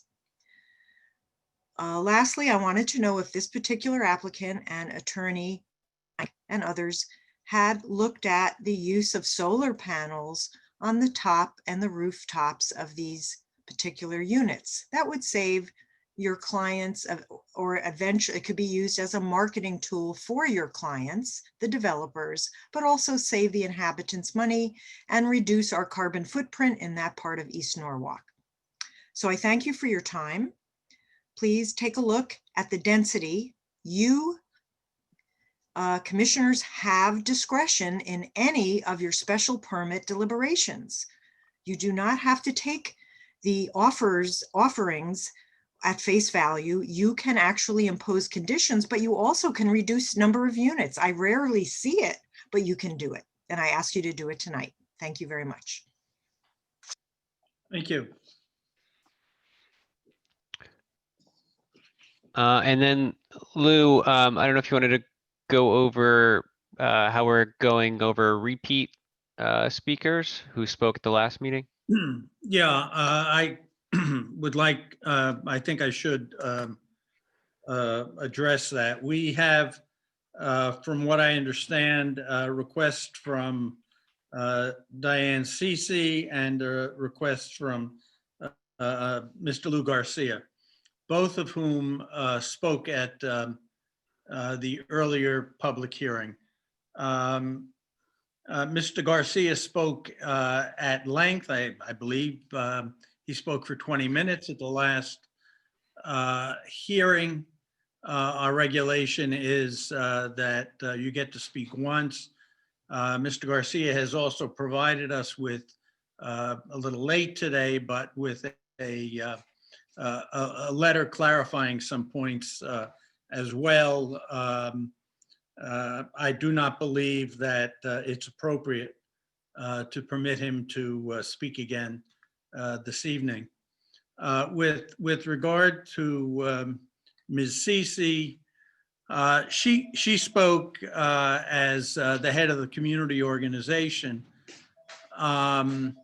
You may recall 2 meetings ago, we had a similar issue where we had a speaker who first had his attorney speak and then spoke himself. Had I known that, I would not have permitted it, but I was unaware that the attorney represented him. But the advice of Corporation Counsel then was not to let him speak again yet another time, except on any new information. And I believe in order to be consistent and fair, the same ought to be true here in the case of Ms. Cece. Should she wish to provide additional information, she's certainly more than welcome to provide additional written responses. But I was frankly quite clear at both the beginning and the ending of our public hearing last time that people would only be given an opportunity to speak once.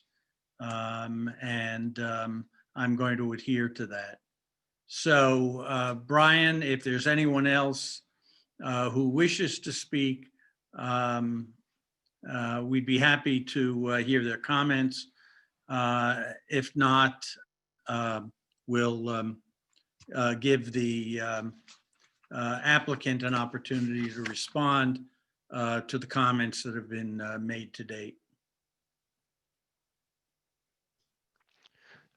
So the 2 people with their hands raised right now are Lou and Diane C.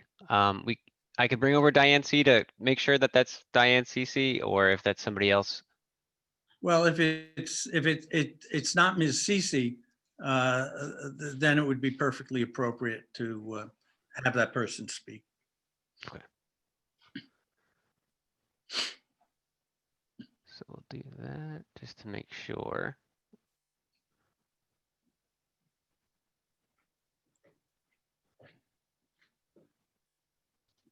Thank you, Mr. Shulman. It was Diane Cece. I appreciate your clarification there. I would say that I object and I'll submit that separately, but thank you.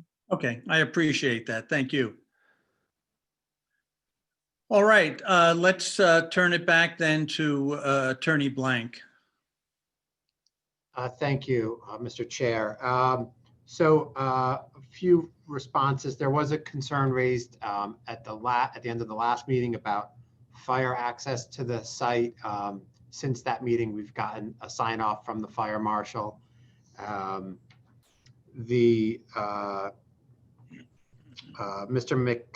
McNamee had concerns about parking. If I can share my screen.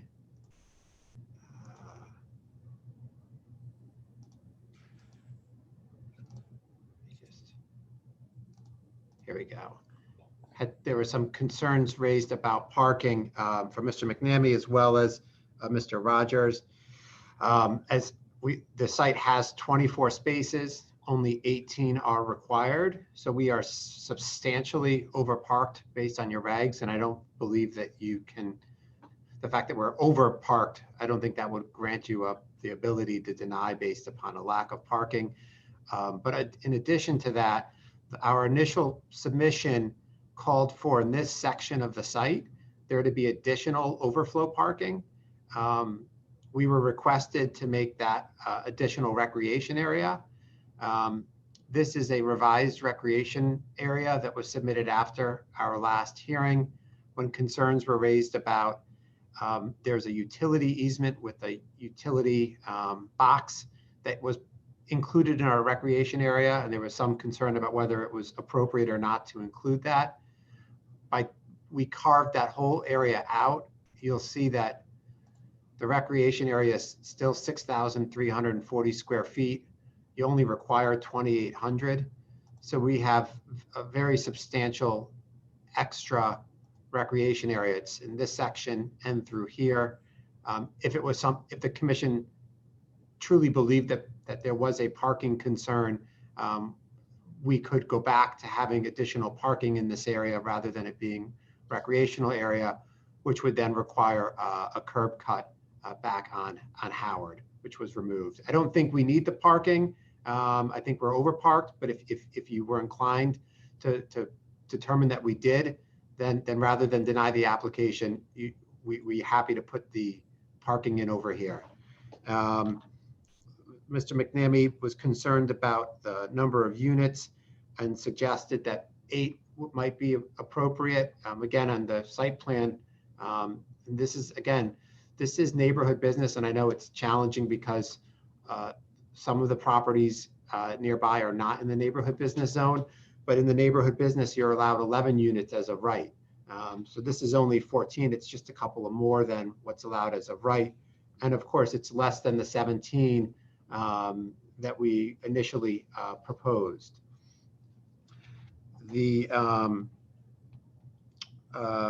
With respect to Ms. Loricella's comments about solar, Mr. Bullet, the owner's son, works for a solar company locally. They are looking into solar for the roofs, but it's too early to commit one way or another to it, other than we can assure you that we will look into it.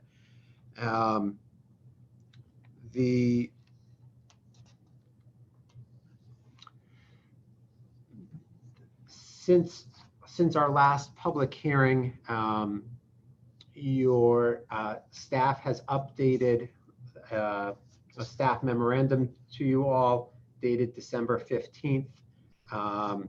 And I wanted to sort of address or rebut a few of the comments or concerns raised in there.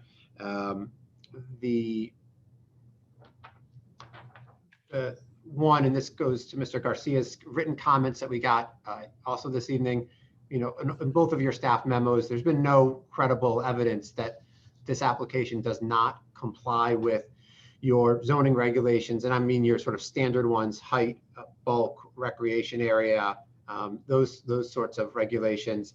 And that's recognized in both the November staff memo and the December staff memo.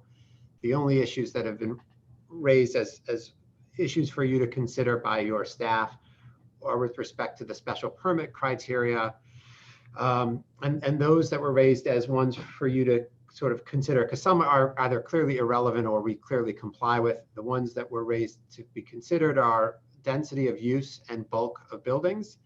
And so one of the things that you ought to think about, so when it says bulk of buildings, in some instances, I can stop sharing for now. In some instances, on a as of right use, the regulation might say that you can build 2 stories as of right. By special permit, you may be able to build 6 stories. And there you'd have if your special permit, you applied for 6 stories, that bulk that you're applying for substantially exceeded what would be allowed as of right under a site plan approval.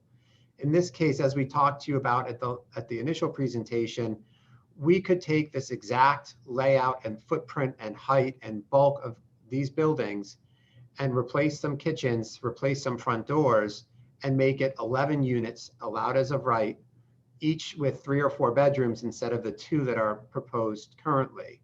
So our bulk absolutely complies with the site plan regulations, and you can't use a special permit criteria to say that you can do less than what you're allowed by site plan. So our bulk clearly fits with what's allowed as of right in the zone. For density, as I've said, 11 units is allowed as of right. We're asking for 14. In one sense, that is a few units higher than what's the density allowed as of right. But that density is not just referred to the number of units. Your as of right uses in the neighborhood business zone are quite varied. It's not just single family or even 11 units. By right, we could, without a special permit, you can do restaurant, office, retail, taverns, salons, houses of worship, even boutique manufacturing. All of these uses, which don't require special permits, are more intense and more dense uses than what are proposed. They're more likely to generate traffic, more likely to generate parking concerns, more likely to generate light pollution, air pollution, noise pollution than what's actually proposed. So the density and intensity of use is very consistent with what's allowed as of right. And look, I don't know this for a fact, but you could certainly imagine that having 11 units that are the same size that are 3 or 4 bedrooms versus 14 units that are 2 bedrooms could have the same number or more people living on the property, could have the same number or more cars on the property. So just going to 11 units, but by adding the bedroom counts and keeping the bulk the same, doesn't mean that the density will actually be any more limited. And so I think we comply with the density and bulk criteria on the special permit. There's another criteria that was raised by your staff: existing land use in the area and impact on neighborhood properties as compared to uses and structures permitted as of right. These 2 criteria are very similar. And again, the criteria is not what comparing us to a single family home or a 2-family home. It's comparing the use that's proposed to what could be done as of right at the site, and what the impact on the neighborhood would be to a use that's as of right. And a 1-family or a 2-family or an 8-family apartment building is not the appropriate comparison. It's to a restaurant, it's to a bank with 2 drive-throughs as existed there previously, it's to retail or office or manufacturing, all of which this is a much more desirable use for the neighborhood, and it will have less impact on the neighborhood than those other as of right uses. And again, our traffic engineer has said it in his testimony, in his report, and your staff memo reflects that this use will have a similar, if not lower, impact to other as of right uses due to traffic flow. So I think we very clearly comply again with the existing land use and impact on neighborhood properties as compared to uses and structures permitted as of right in the neighborhood business zone, which is our zone. The compliance with the plan of conservation and development, that was raised as a consideration for you in the staff memo, as well as in Ms. Lauricella's comments this evening. I think we clearly comply with the POCD, and there's 2 different sort of points on that. One is what's been raised a couple of times is that since Mr. Bullet purchased this property, put in his application for this use, and subsequent to that, the plan of conservation and development was amended to suggest rezoning this parcel from neighborhood business down to C residence zone. And the case law is clear. If your staff disagrees, but I don't think your staff disagrees. They've said it in their memo that you are required to look at the POCD as it existed on the date that we filed the application, not today. So at the time we filed it, this was neighborhood business. So the fact that the POCD now has a recommendation for rezoning it is an impermissible consideration for you in your deliberations.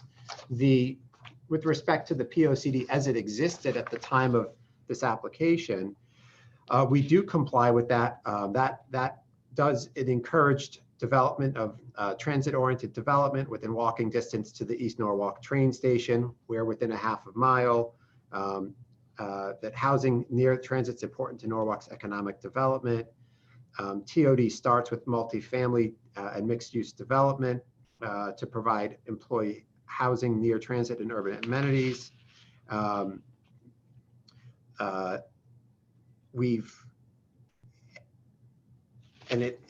POCD goes on to say that the East Norwalk station will also be improved by extending the platforms to accommodate 10-car trains and providing more additional commuter parking, which allows for a much more use of that train station going forward. Again, because our development is so close to that train station, this is a good walkable development and transit-oriented development compliant with the POCD.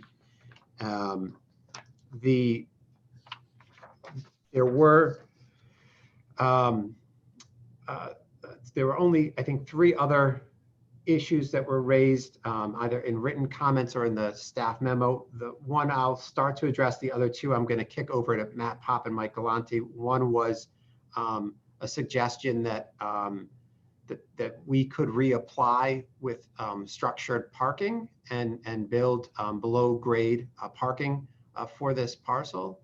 So as you see all the applications that come in front of you, and I think you know from your experience that almost every multifamily you see is for at grade parking, sometimes in a surface lot, sometimes underneath the first floor. The only times not exclusively, but just about the only times you see structured parking is when you start dealing with 100 units or more on a development, because it's so expensive to build below grade. And particularly at this site, going down will be well below the street level, which we believe is going to cause significant flooding issues.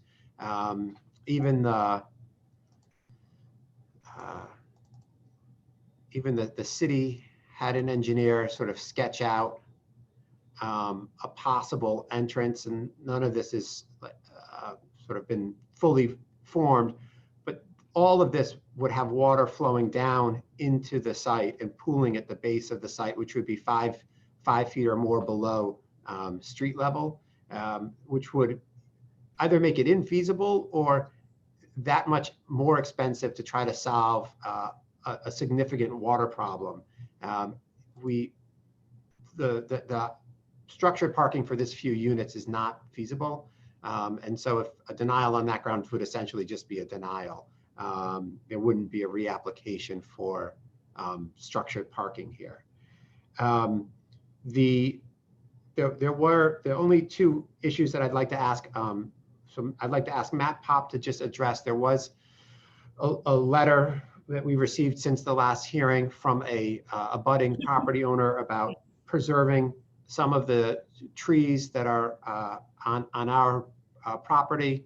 And then after Matt addresses that, if we can have Mike Galante or Jim Casides, if either one of you can just talk briefly about, there was a concern raised about on a portion of the site, one of the sight lines. If you can just briefly touch on that. Maybe we start with Matt. Good evening, Matthew Pop. I think the host has to start my video or allow access. But I'll continue. And Matt, I can put the landscape plan up if you want. Yeah, okay, I have it behind me. But I think the concern was the neighbor was the 6 or 7 white pines in the bottom right corner of the site. Those white pines, they're on our site, maybe 3 to 4 feet near the top. So maybe the bottom one is maybe like 8 or 9 feet on our site. White pines They're good for screening when they're small.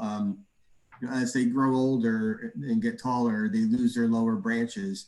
And those trees, I don't think there's any branch below like a 6 foot, 7 foot elevation. So over time, they lose their screening value.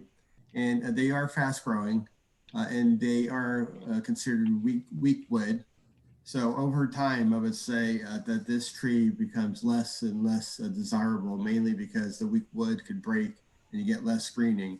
What we're proposing is a row of arborvitaes that's a denser growing plant, narrower and kind of upright. I think it's a better screening than the white pines. If we need to, we could maybe stagger a few in there where those white pines are, just to maybe make a double row in that area. But again, I think I would have concern with keeping those white pines that close to our new buildings. And I believe there's actually utility lines that right next to them too. So I would be concerned about those trees eventually falling over those lines. So I think that's it. If there's any questions, I'd be happy to answer it. What would be the height of the arborvitaes that you'd put in there? I am. Oh, if you can zoom in. They are. They're 7 to 8 feet in height. They're considered fast growing. Maybe 18 inches a year to 2 feet or so. Full sun, they would grow maybe quicker. And then we have it's kind of a dense row right along that property line. They grow maybe about 20, 25 feet, maybe 7 feet wide, 8 feet wide. Thank you. If I could, I am not expert in all plants, but I think if I never saw another arborvitae, it would be too soon. It's used everywhere. Are there any? Yeah, are there? I mean, they are good for screening, but like on my property, I have some great spruce trees that also grew very quickly and feel a little more neighborhood-like. Are there other options other than arborvitae? I think that's a good one, that type of arborvitae. But if we wanted to, we could probably mix in a few. We're using American holly on the site. Maybe we can mix a few of those in too, with them to mix it up. They're great for wildlife also. A little bit slower growing, but I think we could maybe use that instead, and use that in places too. Are you willing, is the owner willing to keep the white pines? It seemed like a very big deal for the neighbors. And so is that something the developer is willing to do?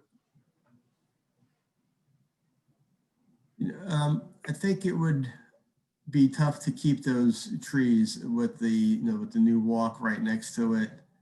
I'm not sure what the grading is there, but again, I think I would be concerned, in 5 or 6 years or so, if you get a windstorm with those trees so close to the new buildings, and those trees actually overhanging the utility lines just off site. So utility lines serving what? I think they serve the house right next door, right where there's a utility pole right in the very bottom, right there, and then there's utility lines that kind of go almost parallel to the property line, and they go off to the left, off to the right rather.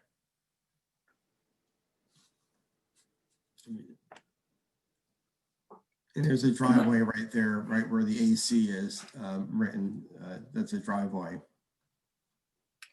And am I recall? Sorry, go ahead.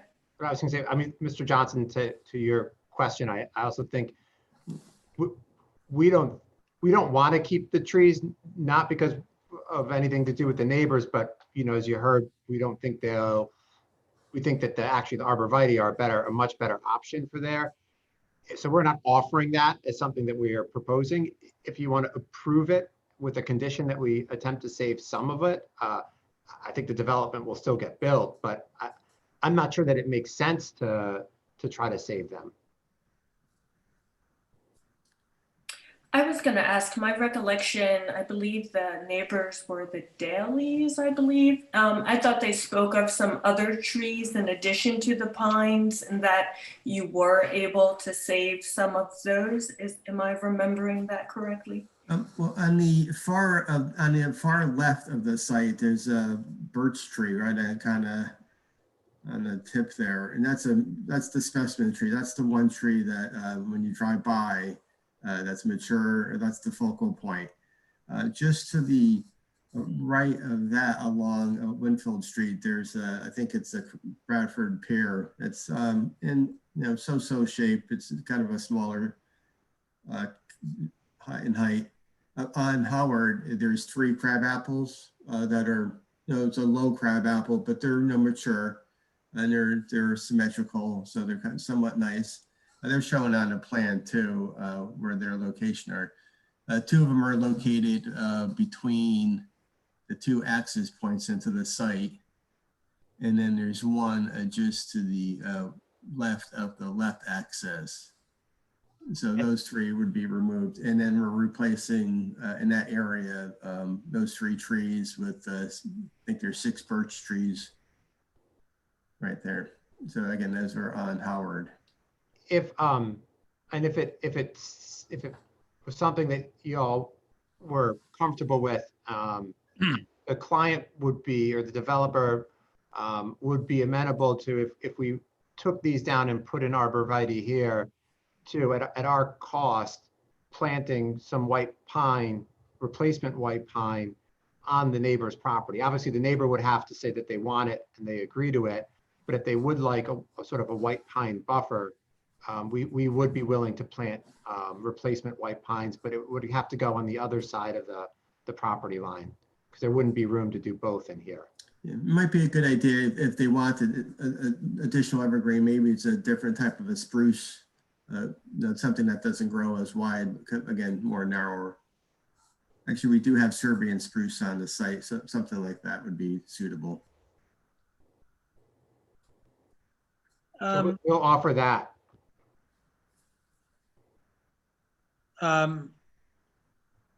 You had another one of your team that was going Yes. to, let's move on. We can come back to this, but I'd like to give you an opportunity for your full response. Sure. The last was just I think there was a concern raised about potential sightline. Mike or Jim, can either one of you jump in on that? I'll touch on it from my perspective, and then Jim can certainly follow up. Again, Mike Galante, Hardesty in Hanover. It's in reference to a letter from the Daly family dated today. They live adjacent, and the property we were just referring to. Their concern, as I read it in their letter, is that if they come out of their existing driveway to Winfield Street, our proposed fence along that same property line we were just referring to would block their sight line coming out of their driveway. I would suggest that our fence, and I haven't seen the detail of our fence, but I would suggest that our fence, if we construct it along the property line, where it's proposed, that we would stop that fence probably 15 feet back from the curb line of Winfield Street. By doing that, we would provide the appropriate sight line or sight line area following Connecticut DOT standards that would not block their sight line coming out of their existing driveway. And I'll just leave it at that. That's really from the traffic perspective. Thank you. Yes, hi, Jim Casides here. I'm having some difficulty with the camera, sorry. But to Mike's point, yes, we can pull the fence back from the corner of the property line there. And it appears that 15 feet from the curb line is where the arborvitae end. So it'll be a perfect situation where we end the fence where the arborvitae ends. And that way the neighbors can have full sight line down Winfield Street looking west. Thank you. I think that's the end of our rebuttal. We're happy to answer questions. Otherwise, that's it. Okay. Well, I have a couple of comments. The first is that you keep referring to, excuse me, the 11 units that you can build as of right, as opposed to the 14 units as a small difference. But in fact, if you view it differently, that's about a 27% increase in the number of units. I don't consider that small. There's nothing under the special permit that I'm aware of that obligates us to approve that change. We may have little choice regarding 11 units, but we do have the flexibility not to approve 14 units. And I'd like to get some feedback from some of the other commissioners regarding that issue. Stephanie? Sure. Yeah, I think I'm in agreement with you. It's all well and good. If we were considering something as of right, our hands would be tied. But I think you are applying for a special permit. So I don't think we need to consider what could be built there. We have to consider what you are proposing for your client. And 11 sounds better to me than 14, especially many of us have just spent the last year and a half of our life putting together a very thoughtful development plan for the East Norwalk area, which yes, the timing is bad, but that plan very much has a different goal for that area of East Norwalk, and we're trying to drive our development elsewhere. So although the timing may be bad, it makes me disinclined to do something that I know is not in keeping with our long-term plans for the area. So a special permit, I will leave the case law to our corporation counsel, but and I'm sure they'd be happy to make a determination, but I think you are applying for a special permit and it does feel like something that's within our purview. I have a comment. I think it's actually a good looking, and I think having 3 more units is versus fewer units with more bedrooms, but exactly the same footprint. I don't really see that as a big stretch. I would be inclined to say that I would be happy to grant a special permit for this project. I don't see it as a big problem, as a big stretch. And it's a good looking project. I've driven around the area. I don't think it's so terribly out of keeping with the neighborhood as I see it. So for whatever it's worth, that's one woman's view of this. Could, I'm sorry, go ahead, Rob.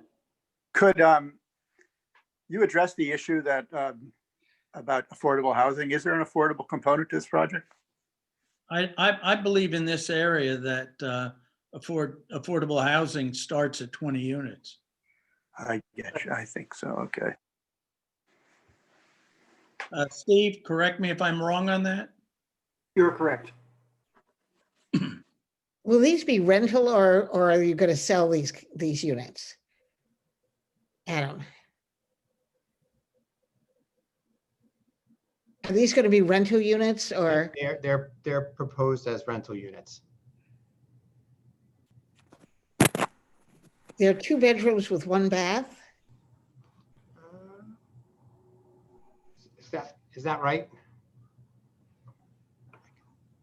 That's what I thought you said. And if that's the case, they probably would be rent for, what would they rent for? They'd rent for less than the apartments on West Avenue and in the other areas of Norwalk that we've been talking about, I think, wouldn't they? What would the rent be? Let me just, I don't think that they're 1 bath, but let me, trying to pull it up. Well, Joe or Tom, can you Yeah. chime in? Hi, my name is Tom Tombalete, and I'm the owner for the property. Yes, Adam, they are 1.5 bath. And do you know, Tom, do you have an expectation of what the rents might be for these? The rent will be between 1,800 to 2,200. And on the market, that's the market rate right now in East Avenue and West Avenue for a 2-bedroom. So that's not really affordable, but it's not as high as other rental properties and new buildings in Norwalk.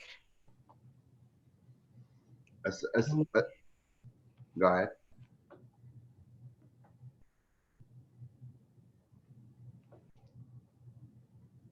Say it again. I didn't hear you, man. Oh, I just said that's not affordable housing, but it's not so unaffordable. It's not as high as the. It's not as high as the others. There's a similar component. There's a similar townhouse. It fits in a middle market kind of area, I think. Yes. Feedback from the other commissioners? Yes, Mr. Chairman. It's always interesting to me how every application for a special permit has the component in it that this is so much better than what could be built as of right.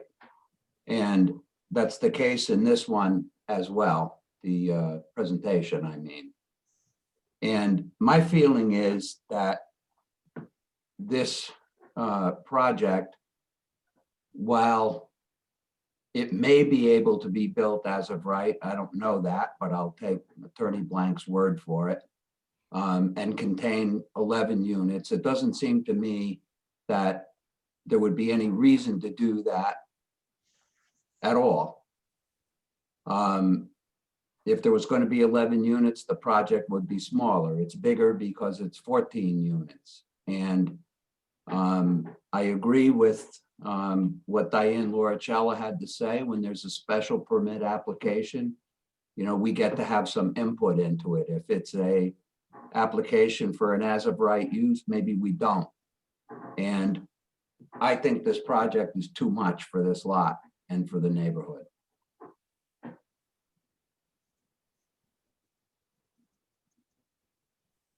Anyone else? I would just want to echo a lot of what my fellow commissioners have said tonight. I think the public over the last couple of hearings, and sometimes it is when there's a gap between public hearings, it is important to keep in mind what people had said before. I'm not exactly sure, even though we're having the discussion about 11 versus 14, what the substantive difference is and whether the comments that the people had made would be mollified if there were 11 units versus 14 units, or if those comments sort of persist throughout. Regardless, I don't disagree with what Stephanie and Dick said about our powers, you know, when it comes to special permit applications, and that maybe 11 may be the right number as opposed to 14.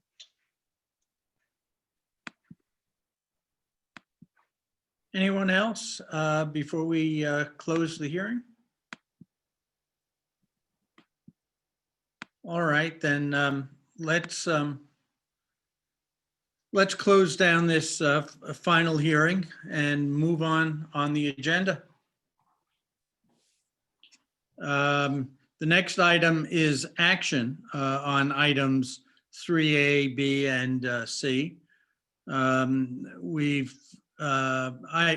A, we know that we can't act on because we're still awaiting the comments of the redevelopment agency and possibly some final comments and feedback from our consultant. So let's move on to 10-20 SP Zion Properties. And that is the car dealership for Garavel Subaru. Is there a motion to either approve or disapprove the project? I would make a motion to approve. Okay, Richard Rowena made the motion. Is there a second? Second. Well, we have Michael, Stephanie, I think got in there first. And Lou, do you want me to pull up the resolution real quick? Yeah, would you please? Sure. Wait, is this Stephanie's last meeting? We got next week because of We've my added so mistake. many Right. meetings.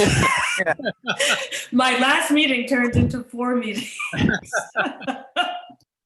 I've I was also about to say, scheduled I was one. about to say, I was gonna say if it was Stephanie's last meeting, just give her whatever. If she raises her hand, it's hers. Uh-huh. It's a long I've got goodbye, one, Josh. Yeah. I've got one scheduled for New Year's Eve too, just for Oh, good. All right. Can everybody read that? It is kind of small. That's better. Just a question though, before we, I'm just reading this quickly. I'm not that I think it's a reason not to do it, but the whole left-hand turn thing is a real concern. It absolutely is. And I'm not sure we can put language in the resolution that deals with this issue in any substantive way. That doesn't mean it shouldn't be approved. I'm just saying, I don't know if this is a thing that's just going to hang out there. We tried to address this as far back as 2 years ago. Right. With the development of the box store on Route 7. I had asked about whether we might be able to put up the kind of strips that we have by exit 16 that you from, and the state simply won't permit it. I mean, it is a legitimate safety issue. I don't see us penalizing Garavel or other developers, Right. especially since they're limiting the number of curb cuts and only allowing one that permits the left turn movement. But it's a very, in my view, it's a very legitimate concern.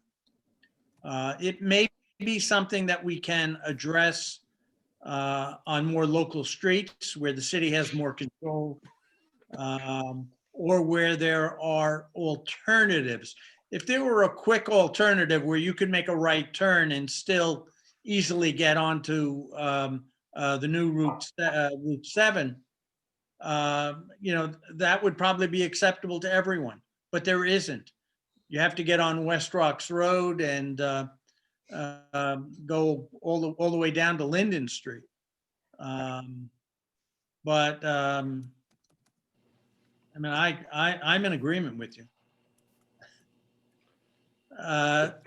Any more discussion of the resolution or the project itself? Yes, Mr. Chairman, I have one comment I'd like to make. In keeping with what Frank had to say and the comment made by Mr. Garavel Sr., I have never met Mr. Garavel Sr. or Jr., but I've bought a number of Jeeps and Rams over at the West Avenue store.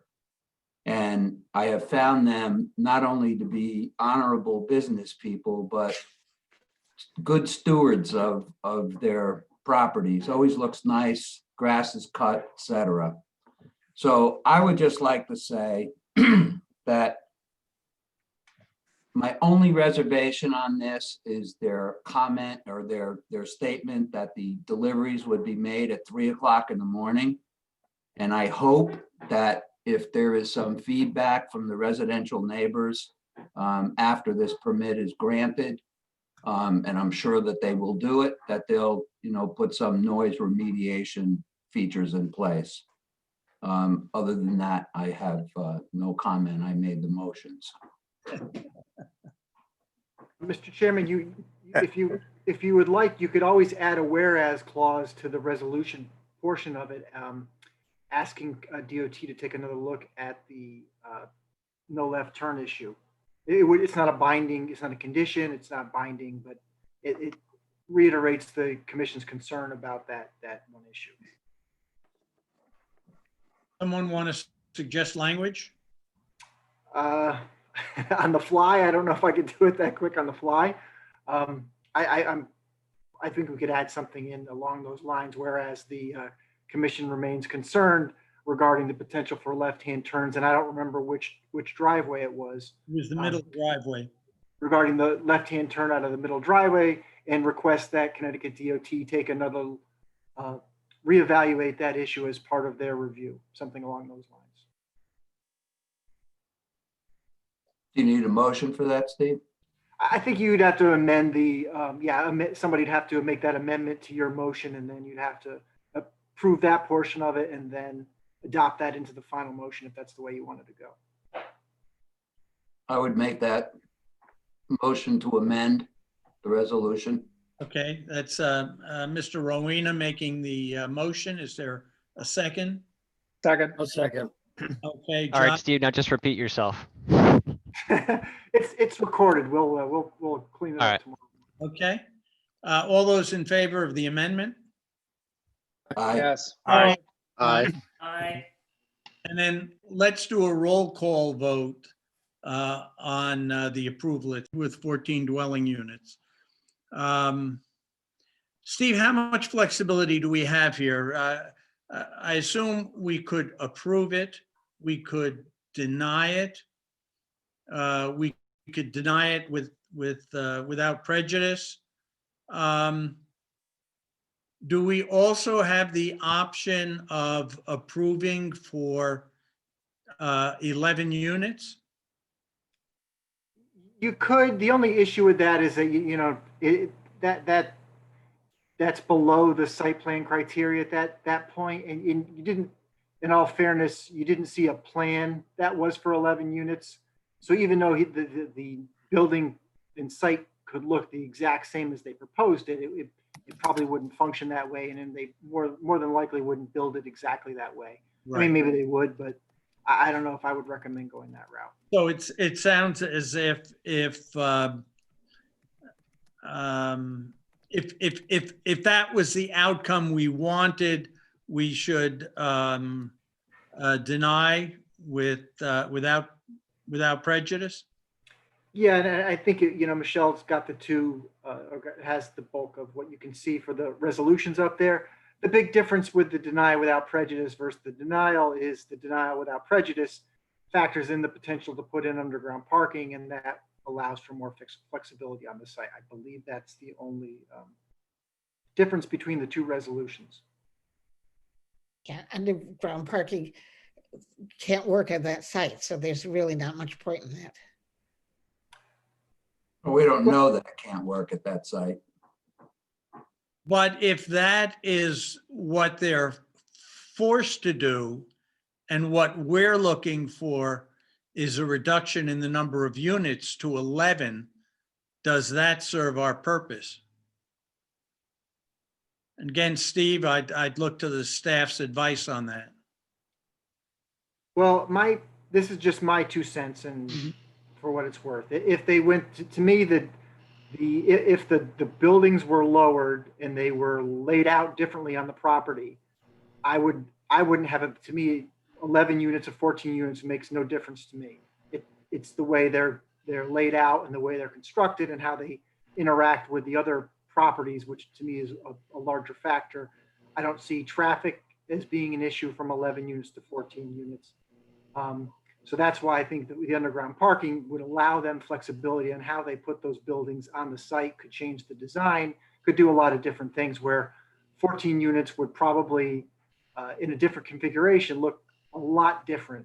But, and I understand the applicant's point that, structured parking is a lot more expensive than it is to do, what they've proposed. And they obviously have to do additional engineering measures to handle the stormwater and handle any surface water runoff. So that's something else they have to factor in, but that's how I would look at it. All right, so it sounds as if we're not going to approve this, and we haven't decided that yet, but if we're not going to approve this, then we ought to deny it. And they can come back with a revised plan. Feedback from the other commissioners?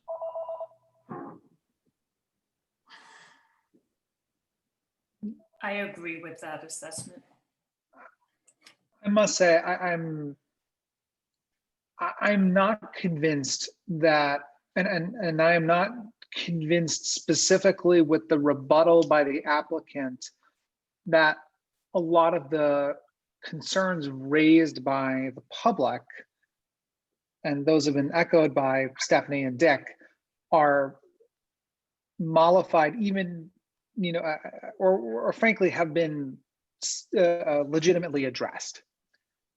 And I think denying without prejudice would give the applicant an opportunity to take them into account, and maybe something better comes out in the process, or at least something different. I don't know the answer to the underground parking thing. I mean, obviously, I think we're going to have to get into that a little bit, but I'm feeling uneasy about this project at the moment. Well, I'm uneasy about denying without prejudice because of the requirement to knock the parking down still lower. I mean, if that's if that is economically and design-wise possible, that's fine. But I don't want to force that on the developer if they determine that it's not.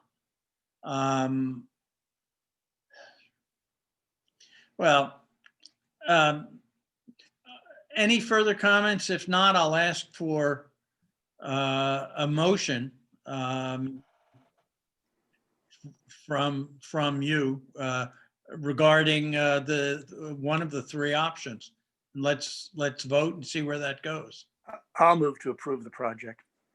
All right, there's a motion to approve. Is there a second? Second. I second.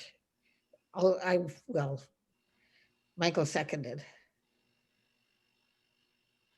Okay, so Rod, excuse me, Rod made the motion and Michael seconded. Any further discussion?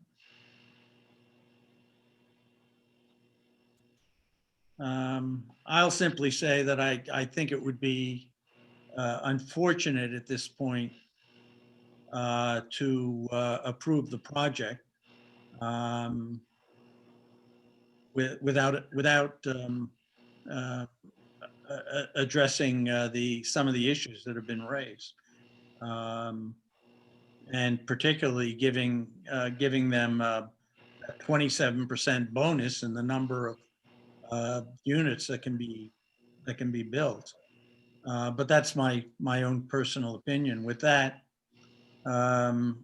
let's go to a vote. Let's do a roll call vote. Sure. Mr. Witherspoon? Yes. Thomas? No. Mr. Mancini? Oh, Frank, I can't hear you, Frank. No. Wells? No. Who did you say? I said no. Ms. Wells. I don't want to go forward with this project. Yeah, so Ms. Wells? Yes. Mr. Johnson? Yes. Mr. Rowena? No. Mr. Goldstein? Oh, you're muted, Josh. No. And Mr. Schulman? No. That's 3 yeas and 5 nays, as I counted correctly. All right. I'd entertain a motion to deny. Can I have that motion? Mr. Chairman, before we Yeah. do that, are we denying or denying without prejudice? I think we're denying so that we don't put them in a position where they might have to go forward and do something which just wouldn't work. Because the denial without prejudice includes pushing that parking further into the ground.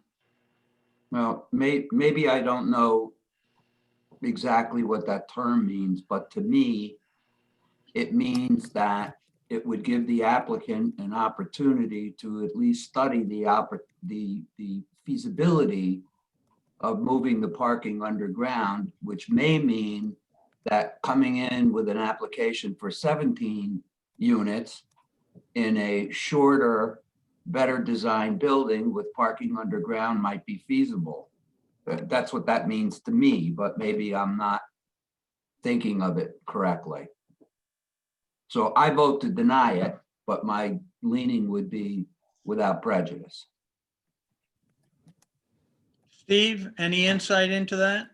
I would, my 2 cents would be, again, I don't consider density to be a huge factor if the design and the layout is appropriate. So you could design, that there's always the possibility that not every unit, say he goes from 14 to 17, and not every unit is a 2-bedroom. Maybe you have a 1-bedroom, so it's a smaller size. So you have the option to get some additional income on his side, while at the same time, complying with the other special permit criteria and putting the parking underground. So I think I would agree with Mr. Ruina's interpretation of the purpose of the denial without prejudice. I mean, it should be pointed out that it's not binding. Just because they would reapply and put underground parking doesn't mean they get 17 units. But I think it signals to that applicant that the way I've always looked at it, there's some merit to the proposal, but there are certain aspects of it that you do not like in its current form.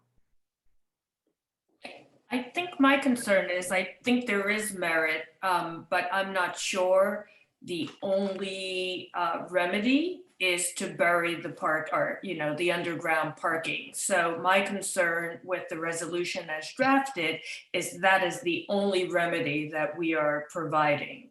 So if the without prejudice was broader, I'd be more inclined to vote for it.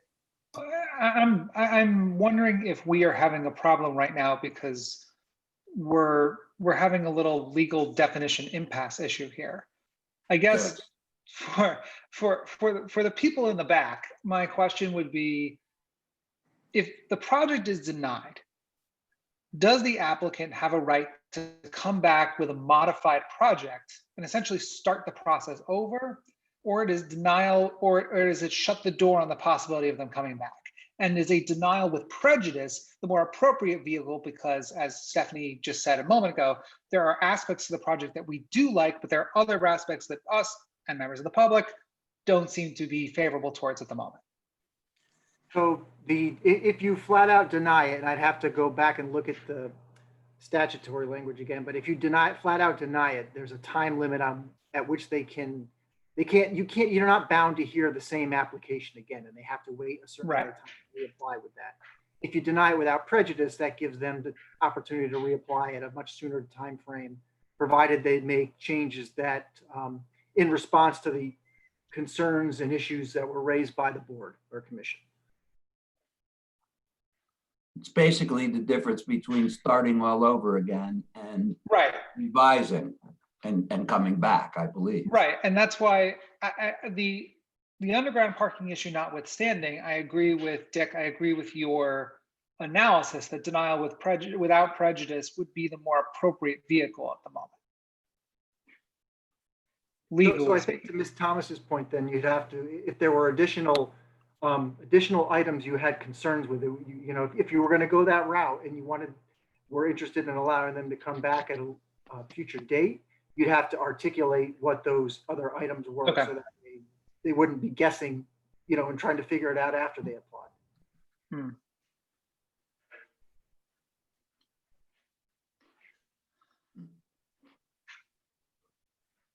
Well, what's your pleasure?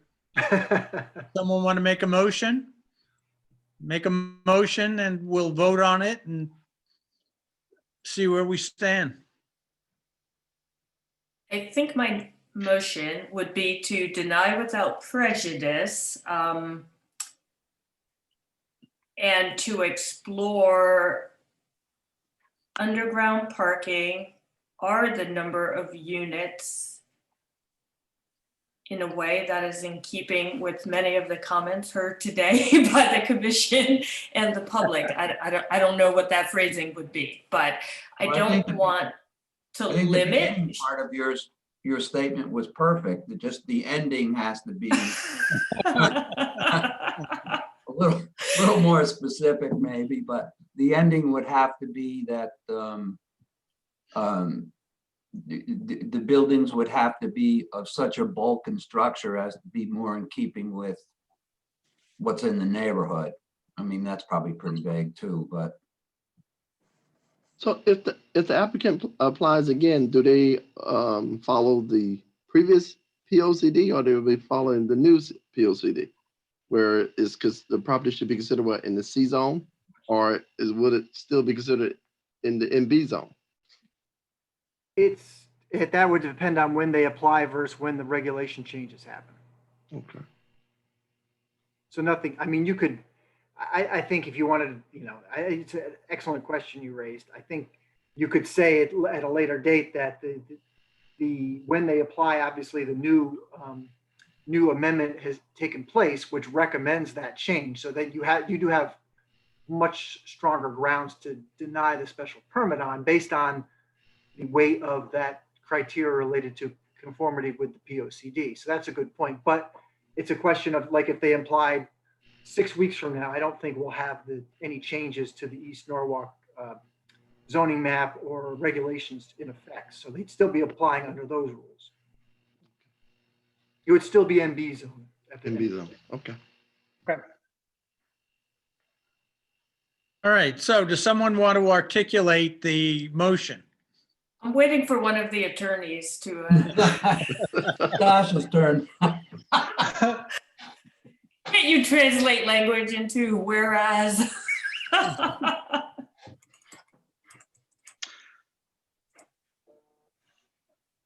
The only problem I have at the moment is I don't remember exactly. There were a number of comments, and it had everything to do with density to shrubbery, position of trees to.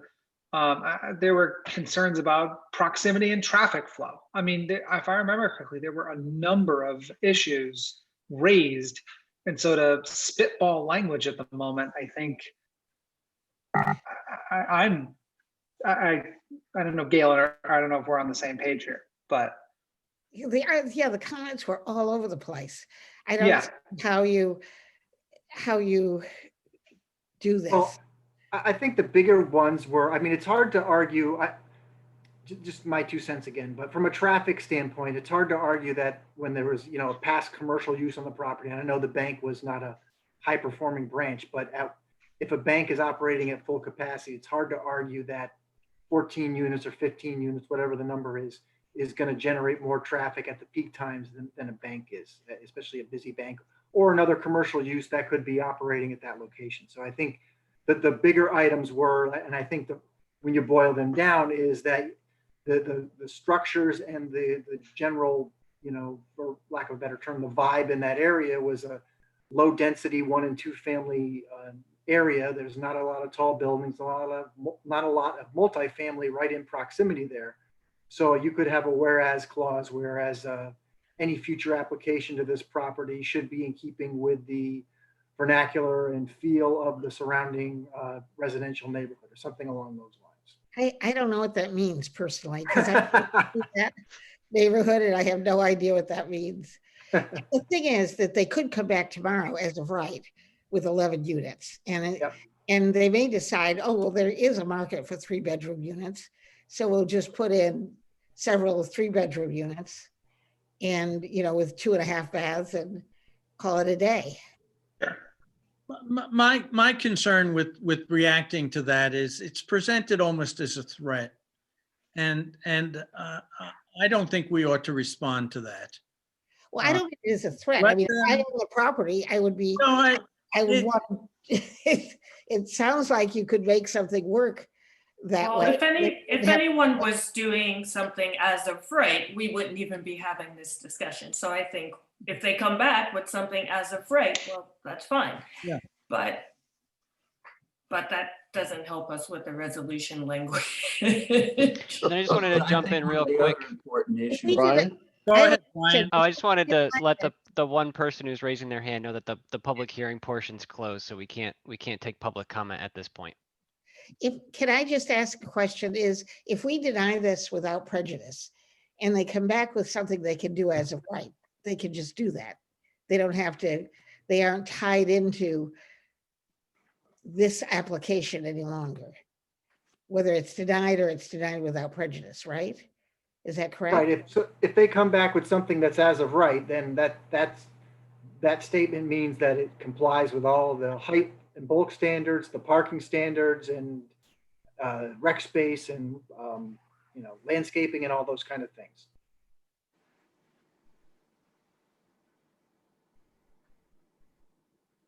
I think that another issue that was raised, which is very important to the immediate contiguous property owners, is the spillover parking. Even though a bank, and let's not say a slow branch, but a good operating bank is going to be operating during bankers' hours, and they're probably not going to be parking on Winfield Court and Triangle Street and all the rest of it. They're going to park in the parking lot, and at the end of the day, they're gone.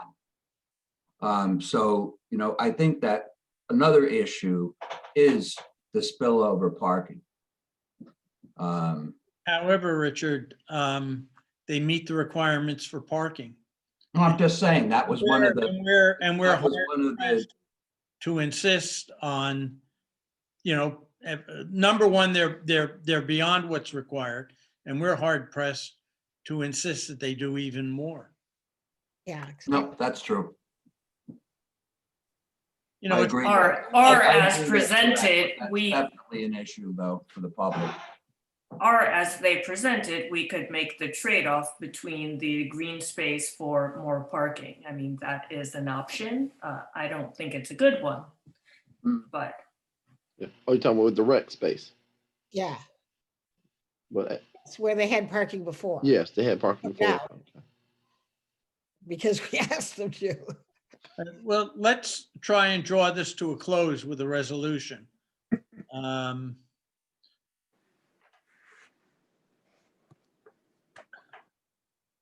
So I So would it make a sounds motion like- that it's yeah. denial without prejudice.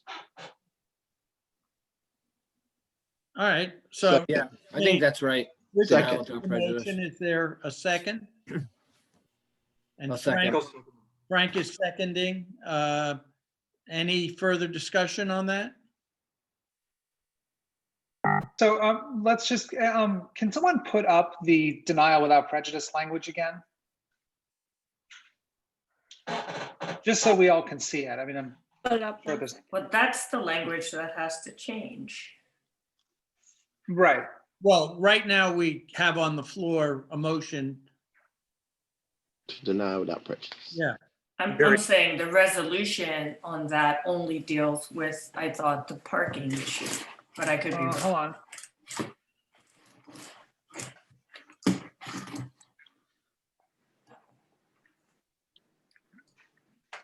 Can you scroll down, please?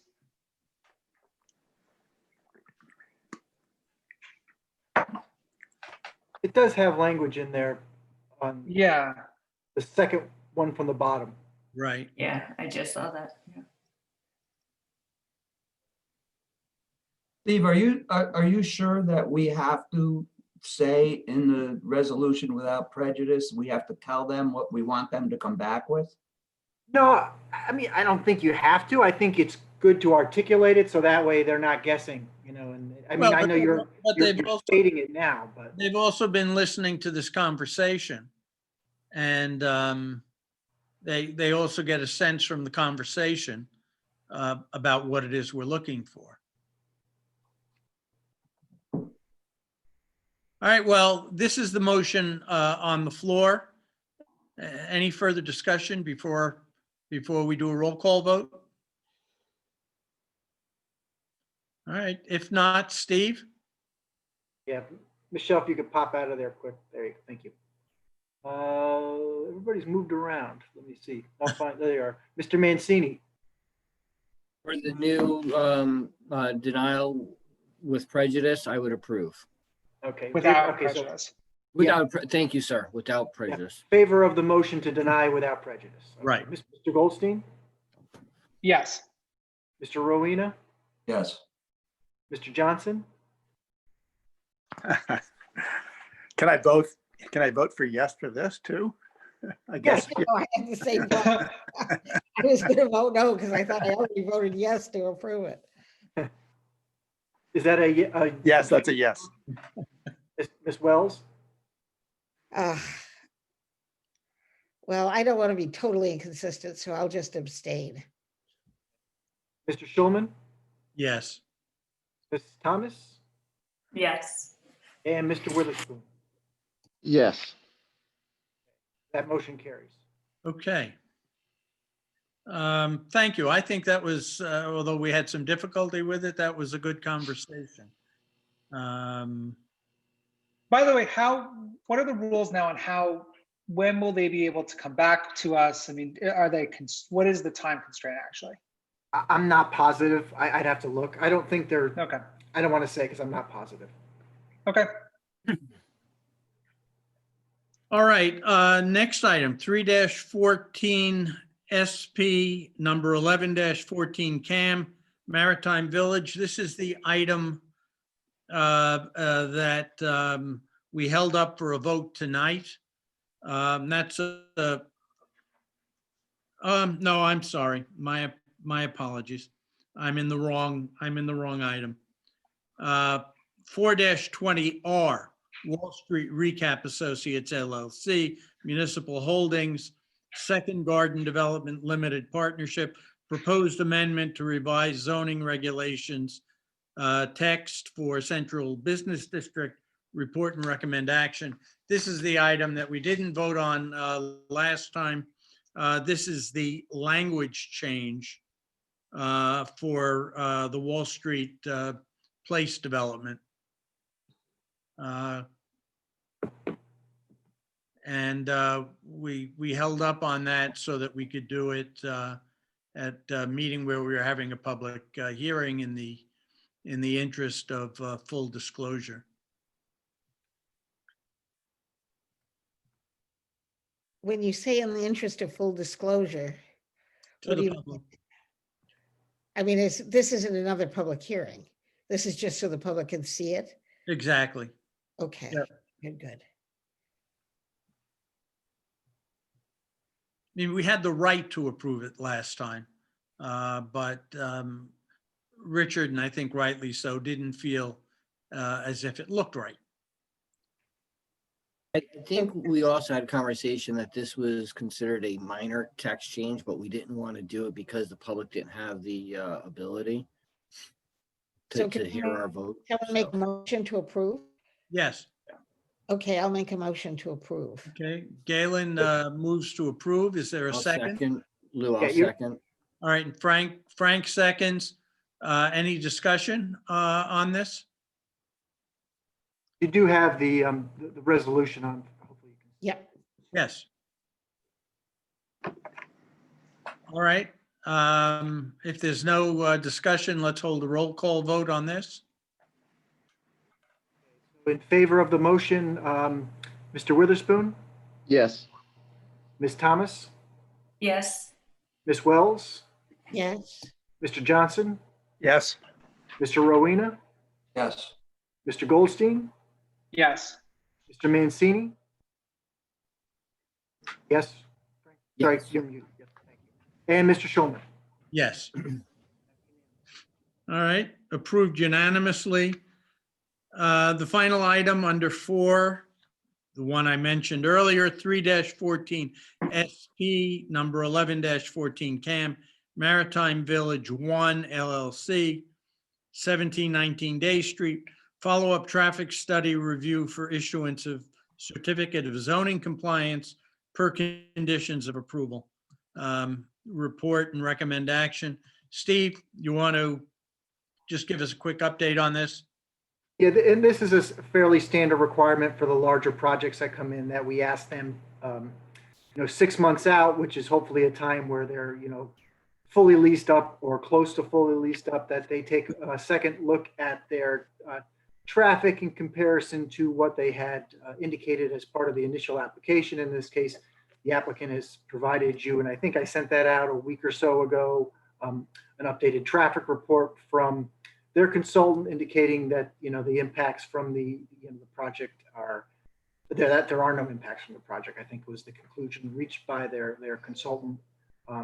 If you had any questions of the Spinnaker team, Matt Evertson is on the line. If you had any questions at all, but seems a fairly standard procedure at this point to move forward. Motion to approve? So moved. There's a second? Second. Okay, so Mr. Rowena made the motion. Ms. Wells seconded. I don't think we need to do a roll call on this. All those in favor? Aye. Aye. Any opposed? Any abstentions? All right, it passes unanimously. Industrial zone status update? I can quickly, so I sent out the survey link to everybody. Maybe another thing I sent out like a week or so ago, week and a half ago. And if you've taken a look at it, or if you've gone back and looked at it recently, it's not your standard survey, which I think we talked about, where your typical survey, they would just ask you a bunch of questions and then they would tally the responses at 50% yes, 30% no, and so forth. This is meant to be an interactive discussion where it changes as people respond. I haven't looked at it in the last day or so, but the consultant's been monitoring it, and he said there's been over 300 responses, which is seems like a really high number, which is good. And they're just, so far, they're really happy with the results. We're going to keep it open through the end of the year just to give people time to get at it. We have a meeting, I think we're going to set up for the week of January 11th, honing in on a date, hopefully tomorrow, at which time they're going to kind of have a report for the committee on the results from that survey, as well as a report back on all the stakeholder meetings they've been having. So once we get to that point, we'll reevaluate what else we need to do in terms of outreach on the beginning end of the project to see who we haven't talked to that we should, to make sure we're getting feedback from all the right interest groups as part of this study. Steve, who did these surveys go out to? So I have a list at my office, but to summarize, I sent it out to all the land use agencies, which was kind of an easy one. I sent it out to ENNA and CNNA to get it out to their groups, as well as West Norwalk Neighborhood Association, because they're some of the bigger ones. The Hour ran an article. Nancy on Norwalk should be running an article any day now. She's been asking a lot of questions and said she would run an article, so that will go out there. It went out through the city's Board of Ed email system, which has a couple thousand subscribers. It also went out through the library's email system, which has over 13,000 subscribers. A lot of Facebook groups that the city belongs to, we pushed it out through there. I sent an email to, there's a Martin Luther King Boulevard initiative that's been going on for about a year and a half that the city's involved with. And I sent out emails to 4 pastors that participate in that have churches in South Norwalk, and asked them if they could get that to their congregation, because obviously a lot of the industrial zones are in South Norwalk, and a lot of the touchy points are where those industrial zones have historically butted up to residential properties. So we want to try to get as many of those folks involved. I reached out through Darlene Young from Common Council, who represents that area, as well as Ernie Dumas, who used to represent that area, and Rebecca Prosper, who runs some working groups in that area as well. So that's one thing we're going to look at. If we don't get a good enough feedback from residents in that area, we'll try to have a separate forum down there where we could get feedback and try to get as many people involved as possible. Well, next time I think you should try and be a little more thorough. Yes. All right. Some people should be. Yeah, and if anybody has any other ideas, I'm happy to, push it out. I was just wondering though, did you do, are you doing them to the individual property owners, or these are just organizations at this point? We didn't do it to the individual property owners. We did also ask the chamber who pushed it out as well. So I don't know if any of those businesses are involved with the chamber. We have done interviews with a number of the business owners and property owners in that area as well. Okay, thanks. And the Sono TOD study? That's still moving along. They're a little further behind the industrial zone study. So they're starting to put together the communications plan, so figure out who they need to talk to. And they're in their kind of fact-finding stage, understanding our regulations and studies, as well as getting to know the area a little better. Okay. Quickly, can we move on to approval of minutes? I'd only ask that if you weren't at the meeting, simply abstain. The first is November 18th. Can I have a motion to approve the minutes? So moved. Okay, Stephanie moves. Is there a second? Second. I'm sorry. Who was Second. that? Josh. Oh, I'm sorry. Josh seconds. All those in favor? Aye. Aye. Aye. Any opposed? Any abstentions? Okay, next, the minutes of December 7th, 2020. Can I have a motion on those? So moved. All right, Michael. moved. Second. Stephanie second. All those in favor? Aye. Aye. Any opposed? Any abstentions? All right, and finally, the meeting of December 9th. Can I have a motion? So moved. Stephanie moves. Second. Michael seconds. All those in favor? Aye. Any opposed? Any abstentions? All right, thank you. That was very quick. Comments of director? Steve? Just two things really quickly. The zoning regs, they're working on the contract right now. I'm going to get a purchase order out to the firm to start working on the East Norwalk TOD thing. So they'll be working on that probably next month. And just a reminder, you have a meeting, sorry about that again, next Tuesday night for the 2 Wall Street Place public hearings. Those will be the only two things on the agenda. You're not voting on it that night because we're still similar to Pinnacle waiting for a report from redevelopment. So you'll vote on that January 7th, but the hearings can basically wrap up next week. Okay. Are there any additional materials for that meeting, or will there be? If there are, there'll be design issues that, changes to the elevations and storefront design, very minor stuff, but there are no large sets of plans or anything like that. Okay. Steve, I'm sorry, I missed what you said. What 2 items are going to be on the agenda? The Wall Street Place Yep. applications, the two new the finished building that's sort of there, POCO, and the new building where the Garden Cinema site is. Oh, okay, all right. Yeah. Comments of director?